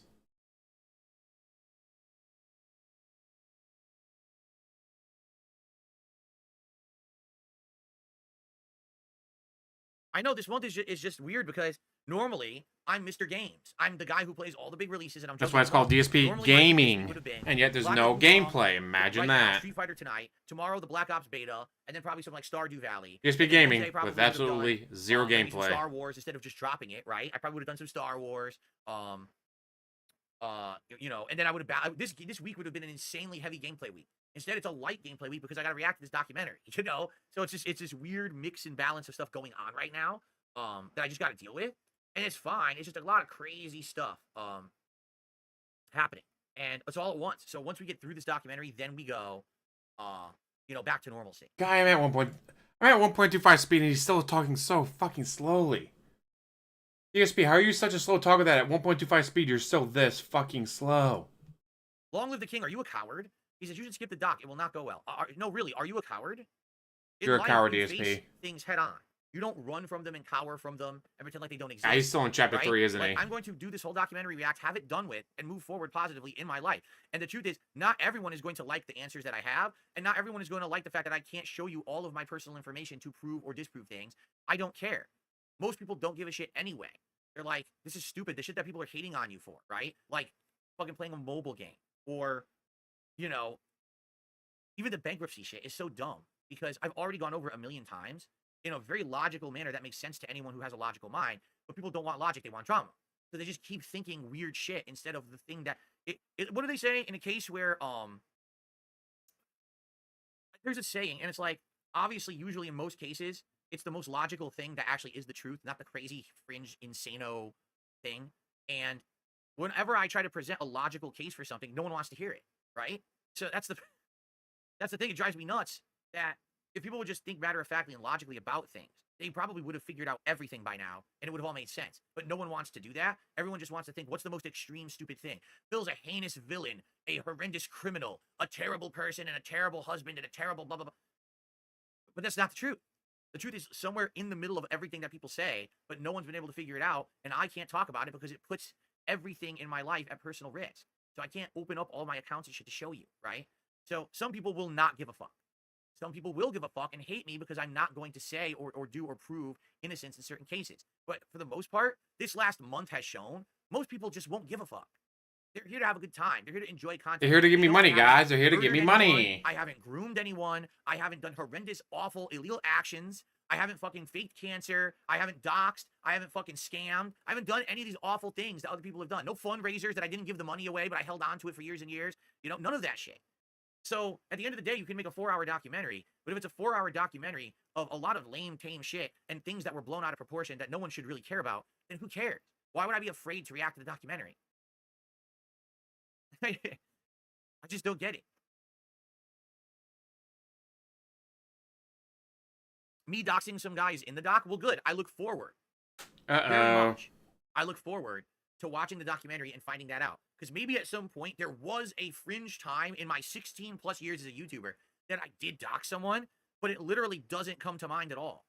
At all. Because I would never do that actively unless maybe I did a million years ago and I don't. A million years ago, guys, so it's okay that I did it. Shit, like, for example, a few years ago where some person tried to set me up and they sent me a photoshopped version of their driver's license where it had all the information that was important blocked, okay? And then I said to my moderators in chat, did anyone else get anything like this? Because this is weird. I don't know why someone would send me a photoshopped license. It kind of seems like it's a weird trap. And then one of my moderators was a detractor sitting in there fooling everyone to thinking that they were, someone friendly. And then they took it and put it, you see, he doxed him. Wait. That's literally not what happened. What happened was they posted the driver's license unedited. But to stop from doxing the person, Kiwi Farms all that were nice enough to actually, edit it to stop it from being doxing. And DSP is doing the exact same thing with his business card. Right now, if you were to post his unedited business card on Twitter, you can get in trouble for doxing. Because it has his address, his phone number, has all that information on there. So you had to post an edited version that has all that stuff blocked out. And now DSP is saying, see guys, I never put my information on there. It's all blocked out. It's only blocked out because you have your little troll army hitting any detractor who posts it unedited. They have to post the edited version, just like the person has to post the edited version of that driver's license to stop from being in trouble for doxing. You doxed him, but the trolls were nice enough to edit out the information to keep from them being in trouble for doxing. This is such a fucking twisted way to lie about it. Wait, what are you talking about? I'm asking you if anyone sent you the info like this as an attempt at setting us up saying we're doxing people. And now you're saying I doxed someone. I didn't dox anyone. It basically, they bit right into it. Like that was the trap to begin with. That was what they were planning to do. But there was no doxing.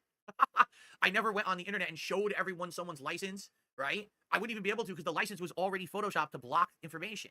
So it doesn't make sense what you say. Again, it was all a stupid trap. You know what I'm saying? So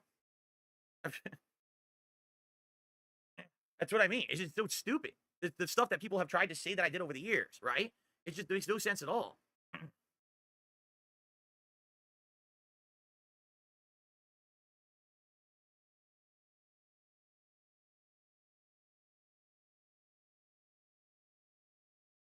You think it's 4 hours of boring stuff? Well, if it's 4 hours of boring stuff, then I can't help that. You know what I'm saying? Like literally, if it's the longest documentary ever made, but at the end of the day, everyone thinks it's boring. I mean, I can't make the documentary be interesting. All I can do is add information and my own experience to it to try to add supplemental information and explain situations. But you know what I'm saying? Like if it's boring, it's boring, right?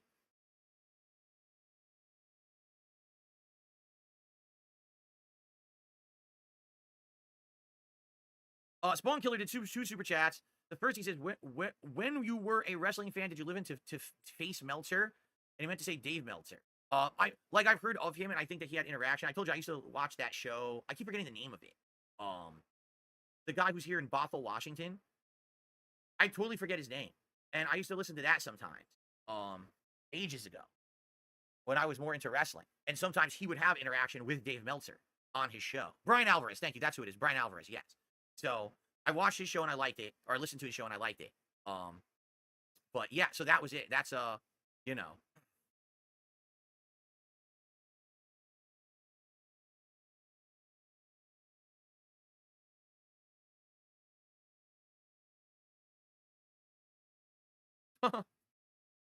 No, see, that's the thing. Sambuca says, I mean, I guess compared to like Rikita, it's boring. Nick Rikita. But here's the thing. You're right. Like now, when you start to hear stories about people who consider internet drama, lol cows, or whatever, you think, oh, it's the guy who literally ran a fundraiser for like 10 years straight and kept the money and never gave it to any charity, despite saying publicly that he did. Or you think the guy who publicly scammed and doxed people and did these horrible things, the guy who faked cancer, the guy who's doing drugs and blow, the guy who's doing this. That's what you're thinking. Like literally none of that is going to be in my documentary. None of it's ever happened. But compared to these people. DSP, I know you don't seem to understand this, but alcohol is a drug. A drug you are addicted to. You've even said it before that you are an alcoholic. So when people give you hundreds of dollars, not thousands of dollars, and you spend it on alcohol, you're spending it on drugs. You have a wasting money on stupid shit addiction because it gives you a dopamine rush. You know what alcohol does? It gives you a dopamine rush. You know what spending on WWE champions does? It gives a dopamine rush. So when you get money from your stream and you spend on WWE champions, guess what? You're doing a drug.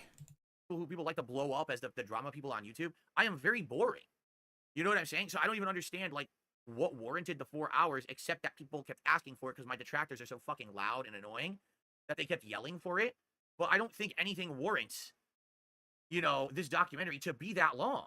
You know, I just don't get it. I don't know what's going to be in it that, you know, besides going through every piece of minutia, that probably isn't that interesting. Right?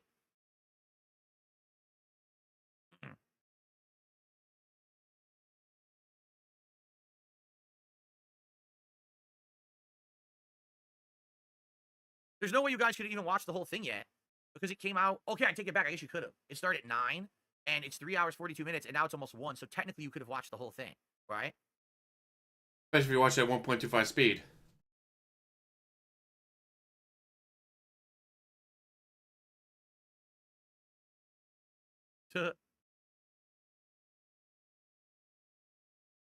Yeah, a lot of people are basically saying they skipped through a lot of it. It's the same stuff that's already been said. The RTU one was way more interesting.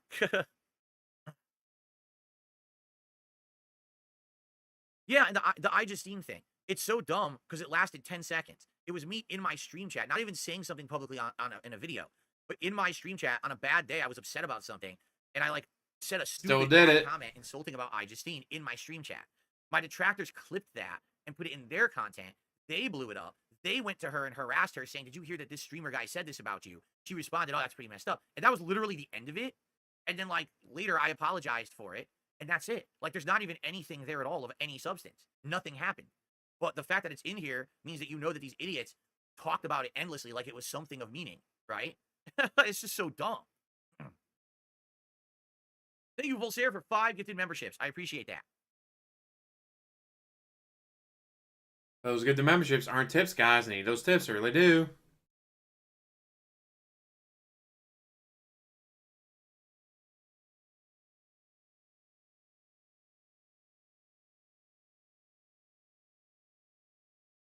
And Sarkay incel posts, you're talking about things from 20 plus years ago. Me in my early 20s getting drunk at night and doing dumb posts on a stupid website that no one cared about. That's 20 years ago. That's in the past. It doesn't matter anymore. Shit, obviously. It's like the brain of, an intellectual moron who just fucking doing dumb shit at night, trolling on the internet and saying dumb things, right? None of it matters. It's pointless shit.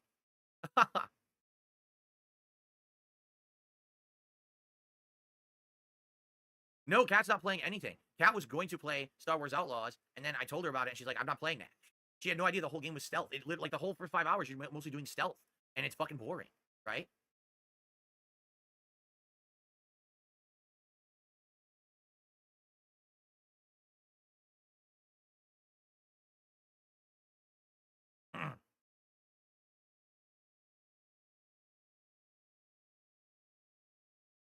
Okay, we got to end, guys. It's 1 o'clock. Thank you for chilling with me here on the show. I hope you enjoyed it. Thanks to everyone who supported in some way. Over 600 viewers. Once again, DSP, you should have done a Labor Day marathon of the documentary.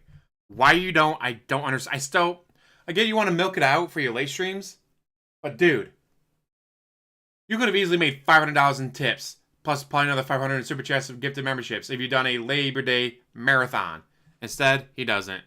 261 likes. We got a few super Yeah, chats. guys, it's all old stuff. Guys, it all happened in the past. It's all bullshit. Right now. That's out of context. It's in the past. It doesn't matter anymore, guys. I swear. Hopefully we'll get some It's gifted not real. I memberships. told you it's not real. Streak continues, right?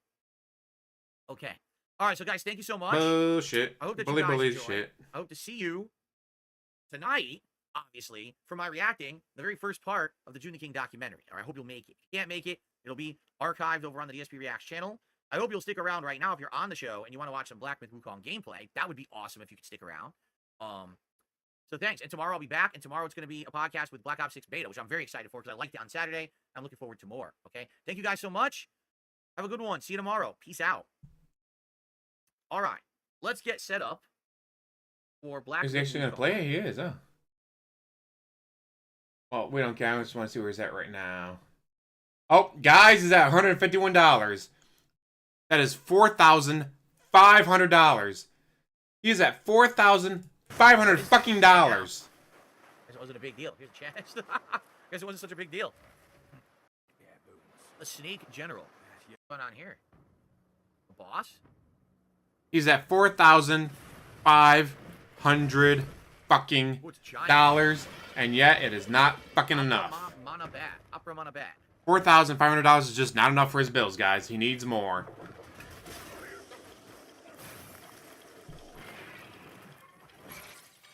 On a third attempt, he didn't let me die.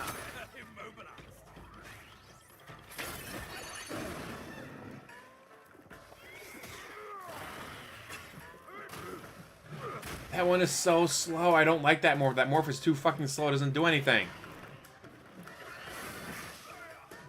Fuck, I can't even fight him. Look. I literally. Well, I'm going to be ending here soon. Because I'm not going to be watching him either. I just wanted to see if he hit 150, and he did. $4,500 fucking dollars. Congratulations, DSP.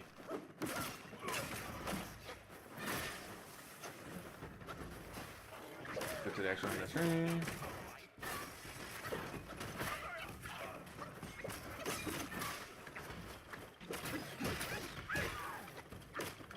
There. What a pain.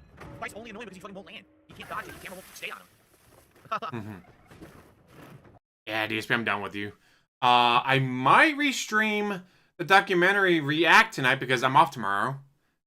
Yeah, I actually got 2 days off this week. I know, surprise for once. Instead of having to work 6 days like I had been. So I might actually come on for tonight and do more reacting to him doing the reacting to his documentary because why not? I'm off tomorrow. Fuck it. That though, hopefully no issues tonight like we had been having on today. Although YouTube was not working for June the King either, so apparently it's not just me. It's YouTube itself is fucking up. With that, though, I'm going to let you guys go. Thank you for watching. As always, like, subscribe, comment down below, and have one hell of a day. And again, thank you for hanging out with me, and even with all the fucking issues we had.